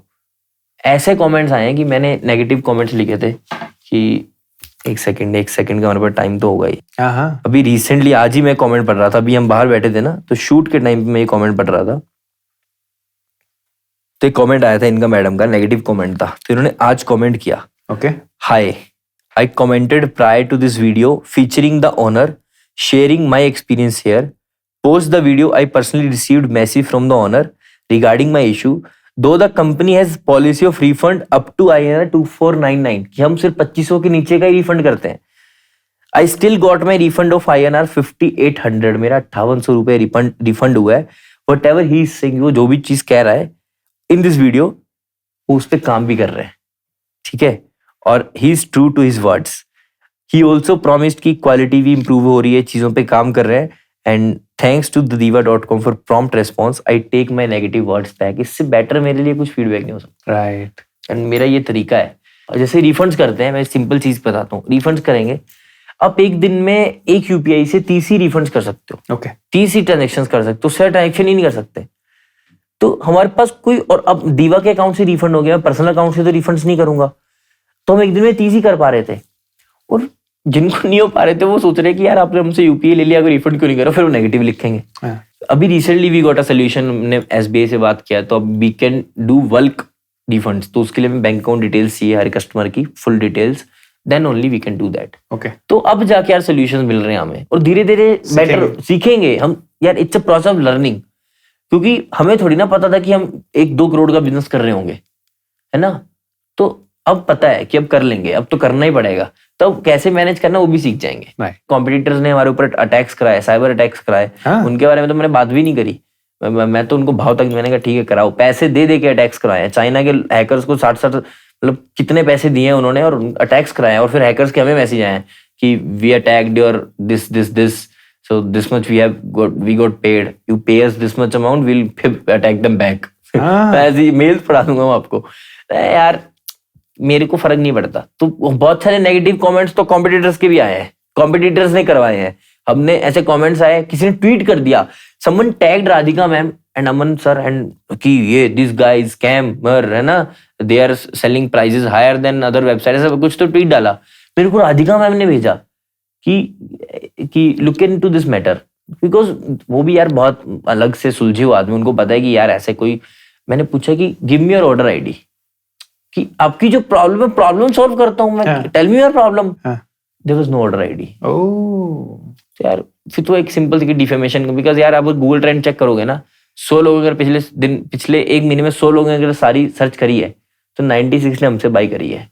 तो जिनसे बाई नहीं करी है उनको तो दिक्कत होगी। ये तो होगा।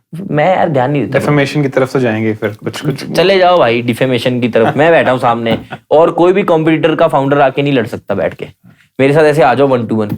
दीवा ऑपरेट कैसे करता है? जैसे मान लो आपने साड़ी ऑर्डर करी, मैंने साड़ी ऑर्डर करी ऑनलाइन, मुझे कुछ पसंद आया, मैंने किया, उसके बाद का प्रोसेस क्या होता है? आपने ऑर्डर करी, हमारी टीम से आपको कॉल आएगा, which is a confirmation plus thank you call. आपका पिन कोड हम कंफर्म करते हैं, बिकॉज कई बार गलती से टाइपो एरर्स आ जाते हैं, उस वजह से डिलीवरीज में दिक्कत आती है। तो हम पिन कोड आपका कंफर्म करते हैं, दैट्स इट। तो आपने ऑर्डर किया है, तो आपके एक पर्सनल बंदे का नंबर मिल जाएगा आपको, जिसको आप कभी भी कॉल करके अपने ऑर्डर के बारे में पूछ सकते हो, ठीक है। ऐसे हम काम करते हैं। हम मैन्युफैक्चरर के साथ डील करते हैं, उनके पास बहुत मतलब बहुत हैवी इन्वेंट्री रहती है, ठीक है। तो जो भी उनके प्रोडक्ट्स रहते हैं वो हम लिस्ट करते हैं अपने वेबसाइट पर, ठीक है। वेबसाइट पर प्रोडक्ट लिस्ट हो जाते हैं, जैसे ऑर्डर आता है उनको बताते हैं कि भाई ये प्रोडक्ट आ गया, ऑर्डर है, तुम पैक करो इसको। They pack it and they ship it, they मतलब हमारे सूरत का जो ऑफिस है वहाँ पे आ जाता है, वहाँ से हम निकाल देते हैं। और जो बाहर के अलग जगह के मैन्युफैक्चरर्स हैं उनके प्रोडक्ट वहीं से उनकी लोकेशन से निकल जाते हैं। हिमाचल में जो स्टार्टअप इकोसिस्टम के लिए आपका क्या थॉट प्रोसेस है? यार मेरे हिसाब से तो अभी हम बहुत पीछे हैं, और पता नहीं किसकी गलती है। यार हमारे पड़ोसी स्टेट है पंजाब, ठीक है, लोग उनकी गवर्नमेंट के बारे में ऐसे बातें करते हैं हमारे हिमाचल में, लेकिन मैं अप्रिशिएट करता हूँ कि यार उन्होंने स्टार्टअप इकोसिस्टम ऐसा बनाया है। मेरे को याद है, मैं 1 साल पहले गया था एक कॉलेज में, नाम नहीं लूंगा, एक कॉलेज में गया था as a participant of a competition. तो वहां पे उस टाइम पर पंजाब में शायद मेरे हिसाब से 500 स्टार्टअप थे, 600 स्टार्टअप थे, और आज की डेट में वो शायद 2000 के ऊपर नंबर पहुंच गया है। शायद मे बी नंबर गलत हो सकता है, लेकिन ये बहुत हैवी नंबर है।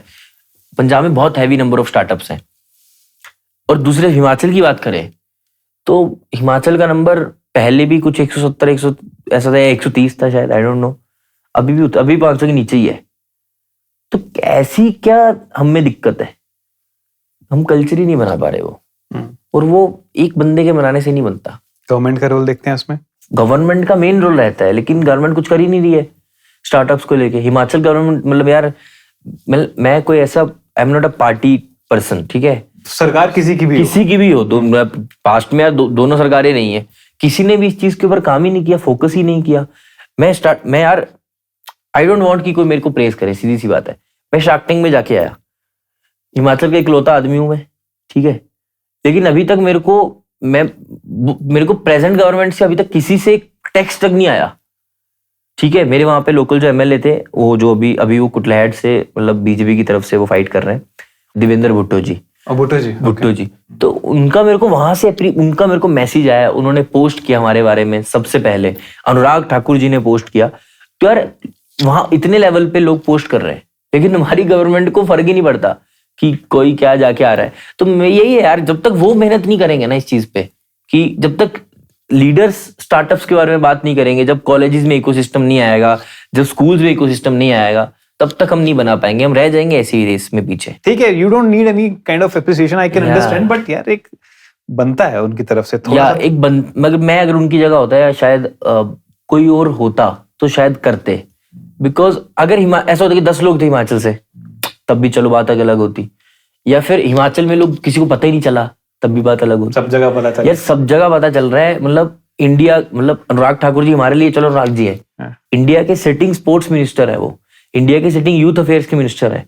इंडिया के उस लेवल पर जो बंदा बैठा है, उन्होंने ये नहीं सोचा कि मैं क्या पोस्ट कर रहा हूँ। उनका बहुत अच्छा उन्होंने कैप्शन लिखा है, लाइक मैं किसी भी पार्टी या किसी पर्टिकुलर, मैं आई लव इंडिविजुअल्स, ठीक है, I love individuals and I love how he did it.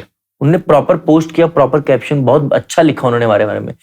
If he can do it, and हर ऐसा नहीं कि मतलब उन्होंने किया है, भुट्टो क्या जी लिखा था यार, उन्होंने लिखा था कि व्हेन आई सी अंकुश तो I see a different Bharat in building, कि बहुत बड़ा लिखा उन्होंने, मतलब बहुत ही बड़ा कैप्शन लिखा है कि एक गांव से उठ के he is building something and I have nothing to say but just I can appreciate him and I am very शायद थैंकफुल लिखा है, या फिर I am proud of Ankush बस रहा था, तो ऐसा उन्होंने लिखा है।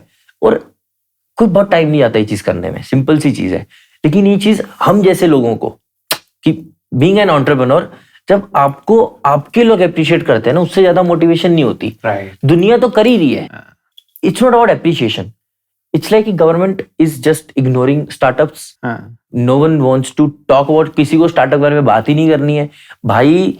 क्या हमें सिर्फ एक ऐसी इकोनॉमी बन के रहना है जो फार्मिंग के ऊपर, एप्पल्स के ऊपर या टूरिज्म के ऊपर बेस्ड है? क्या हमें इसके अलावा चीजें एक्सप्लोर नहीं करनी है? हमें क्या कंपनियां नहीं बनानी यहाँ पे? भाई कंपनियां खुद नहीं आके लगेंगी, किसी को आके लगानी पड़ेंगी। तो अगर अपने खुद के बच्चे कंपनियां लगाए ना, उससे बेटर ऑप्शन नहीं हो सकती कोई। तो किसी को ऊपर आके ऐसी जगह पे बैठ के सही काम सही डायरेक्शन में करना पड़ेगा। तो प्रोबेबली अगर कोई नहीं करेगा ना, तो मैं तो कर ही रहा हूँ भाई, मैं तो करता ही रहूंगा। तो किसी के साथ मिलके करूंगा, प्रोबेबली किसी लीडर से हेल्प लूंगा मैं, डेफिनेटली इस चीज के लिए मैं शेमला सा हो जाऊंगा, लेकिन मैं स्टार्टअप इकोसिस्टम हिमाचल में क्रिएट करूंगा। वाह। तो क्या होता है ना कि अब वहां तो आया हो 15-20-25 मिनट का, बट वो जब ये जो विजन आपका मैं सुन रहा हूँ आपकी जुबानी, और जो सच्चाई मुझे खुद को दिख रही है वो देख के बड़ा अच्छा लग रहा है यार, ऑनेस्टली, बिकॉज इतने डिटेल में जब बात हो जाती है तो आप पढ़ लेते हो सामने वाले बंदे को कि ये फेक कर रहा है या फिर ये भाई सच में ऐसा है। एंड अगर यही जो आपकी थॉट प्रोसेस है मुझे बहुत अच्छी लगी। एंड मैं वाकई में चाहूँगा कि गवर्नमेंट भी इस तरफ थोड़ा सा ध्यान दे, चाहे वो किसी की भी सरकार है, बिकॉज यूथ है, बेरोजगारी का तो हर कोई वो करता है कि यार अगर आप मेरी इंस्टा पर ना जब भी मैं बर्थडे सेलिब्रेट करता हूँ तो अपने बर्थडे के अगले दिन एक पोस्ट डालता हूँ, my plan for next year. तो मेरा 2 साल से एक प्लान है, मतलब जो अभी तक पूरा नहीं हो पा रहा है। That's a launching a scheme sort of thing. जैसे मोदी जी ने स्टार्टअप इंडिया चलाया था। स्टार्टअप इंडिया में हर स्टेट में स्टार्टअप पंजाब, स्टार्टअप सब चीजें चली। हिमाचल में भी स्टार्टअप हिमाचल एग्जिस्ट करता है। अच्छा, yes, I have no idea, sorry. Of course, यही तो प्रॉब्लम है, स्टार्टअप हिमाचल एग्जिस्ट करता है, कोई काम ही नहीं है। आप इंस्टा पे उनकी स्टार्टअप हिमाचल की इंस्टा पे जाओगे तो आई थिंक लास्ट पोस्ट उनका 2017 का होगा। This is how dead startup ecosystem in Himachal is. किसी को कुछ तो करना पड़ेगा। आई हैव अ प्लान, जो कि कोई सुनने वाला बंदा होगा तो उसको सुनाएंगे। नहीं तो ऐसे मैं भी फालतू बोल के निकल जाऊंगा। ऐसे कल को कोई बोलेगा कि भाई इसने तो बोला था, हुआ नहीं। मैं करूंगा जरूर, मेरे पास एक बहुत वेल प्लान्ड है। प्रोबेबली I'm sure आप कुछ तो बड़ा करोगे इस चीज में। मुझे बस एक लास्ट में एक चीज जाननी है कि हिमाचल में ही किसी के पास अगर कोई अच्छा स्टार्टअप आइडिया हो, वो देख रहा हो थोड़ा सा मेंटरशिप सीख करने की, या थोड़ा सा भी टाइम अगर अंकुश का मिल जाए, you know, I know you are very busy, तो क्या वो आपके साथ कनेक्ट कर सकता है? और कनेक्ट कर सकता है तो कैसे कनेक्ट कर सकता है? पहली चीज है, मेरे इंस्टाग्राम पे डीएम करो। सीधी सी बात है भाई, कोई सिंपल रास्ता है। इंस्टाग्राम पे डीएम करो, लेकिन ऐसे मत लिखो कि हाय सर, गुड इवनिंग। सीधा मुद्दे पे आओ, पूरा प्रॉपर एक मैसेज बना के डालो, जैसे हमने बनाया था। हाँ, क्योंकि यार बहुत सारी रिक्वेस्ट रहती हैं, तो you can't just accept every request. And हर किसी को हाय नहीं कर सकता मैं, राइट? मतलब ये लोग कहेंगे भाई घमंड आ गया बढ़ते, नहीं भाई, इट्स नॉट, इट्स जस्ट कि एक तो मैं टेक्स्ट में एंगेज ही नहीं होता हूँ। अगर आपने देखा हो तो मैंने सीधा आपको मैसेज कर, मैंने कहा looking forward and this is my number. मैंने लंबे चौड़े मैसेज का रिप्लाई लंबा चौड़ा नहीं करना, क्योंकि यार एंगेज क्यों होना एक बड़ी कॉन्वर्सेशन में। ठीक है, अगर मेरे को लगे कि कोई वर्दी कॉन्वर्सेशन है तो सीधा नंबर दो, कॉल पे बात करते हैं, 1 मिनट में बात खत्म हो जाएगी। आप लिखो कि हाय, मैं इस जगह से बिलोंग करता हूँ और मैं इस चीज पे काम कर रहा हूँ, मैं ये बना रहा हूँ। तो क्या, अगर आपको आइडिया अच्छा लगे तो क्या ऐसे, तो नीचे नंबर डाल दो अपना, चाहे साथ में। मेरे को अच्छा लगेगा ना, मैं एक्सेप्ट करते तो मैं कॉल कर दूंगा इमीडिएट, खत्म, सीधा है मेरा। इससे ज्यादा कोई नहीं करेगा। सो अंकुश, थैंक यू सो मच। आज इस पॉडकास्ट को यहीं पे हम थोड़ा सा विराम देते हैं। बहुत लंबा हो गया है ना, बट बड़ा मजा आया आपसे बात करके। और मैं चाहूंगा कि आपके मुंह से एक बात निकली थी कि 200, 250, 500 करोड़ कैसे बनानी है कंपनी, वो बना सकता हूं मैं over the period of time. I wish you all the best. आप जल्दी से उस नंबर की तरफ भी। 1 साल 100 CR तो पक्का है इस नेक्स्ट ईयर में, बाकी आगे का देखेंगे। सो 1 साल के बाद हम मिलेंगे अंकुश के साथ 100 CR hopefully. Thank you so much, thanks for inviting me, thanks for having me. मैं पहले से ही देखता हूँ आपको, और I was waiting for the message कि मैंने कहा आ जाएगा। अच्छा, तो, हाँ, अरे मैं मैनिफेस्ट करता हूँ ना चीजों को, आई नो कि दिस विल हैपन। सो जैसे अभी मैं रील स्क्रॉल कर रहा था, ठीक है, मैं रील्स आप आए, मैंने कहा इन्होंने क्यों नहीं बुलाया अभी तक। मैंने हिमाचल में अभी तक podcast, this is my first podcast in Himachal, ठीक है, दिस इज फर्स्ट पॉडकास्ट। तो आज जो चीजें हुई, आज फर्स्ट ही हुई है। आज मैंने स्कूल यूनिवर्सिटी विजिट किया, मेरे हिमाचल में पहला सेशन हुआ है। क्या बात है। यस, आज मैंने पहली बार हिमाचल के किसी कॉलेज में सेशन दिया है, और आज ही हिमाचल की पहली पॉडकास्ट में आया हूं मैं। पहले तो यार definitely thank you and appreciation, क्योंकि बहुत ही अच्छा सेटअप और स्टूडियो आपने बनाया है कि इतने एक्सपेंसेस करके अगर आपने कोई चीज बनाई है तो बाकी विशिंग नथिंग बट सक्सेस कि हिमाचल से एक बड़ा पॉडकास्ट चैनल बनने, मतलब वैल्यू एडिशन ऐड करे, मतलब फिर कंट्रोवर्सी हो जाएगी, लेकिन वैल्यू एडिशन जो ऐड करता हो ऐसा पॉडकास्ट चैनल, ना कि फालतू की बातें नहीं, सिर्फ मुद्दे की बात और जेन्युइन बात, दिल से दिल की बात। So that's you are, so thank you, thanks for being such a great host. अरे thank you so much. The Himachali Podcast.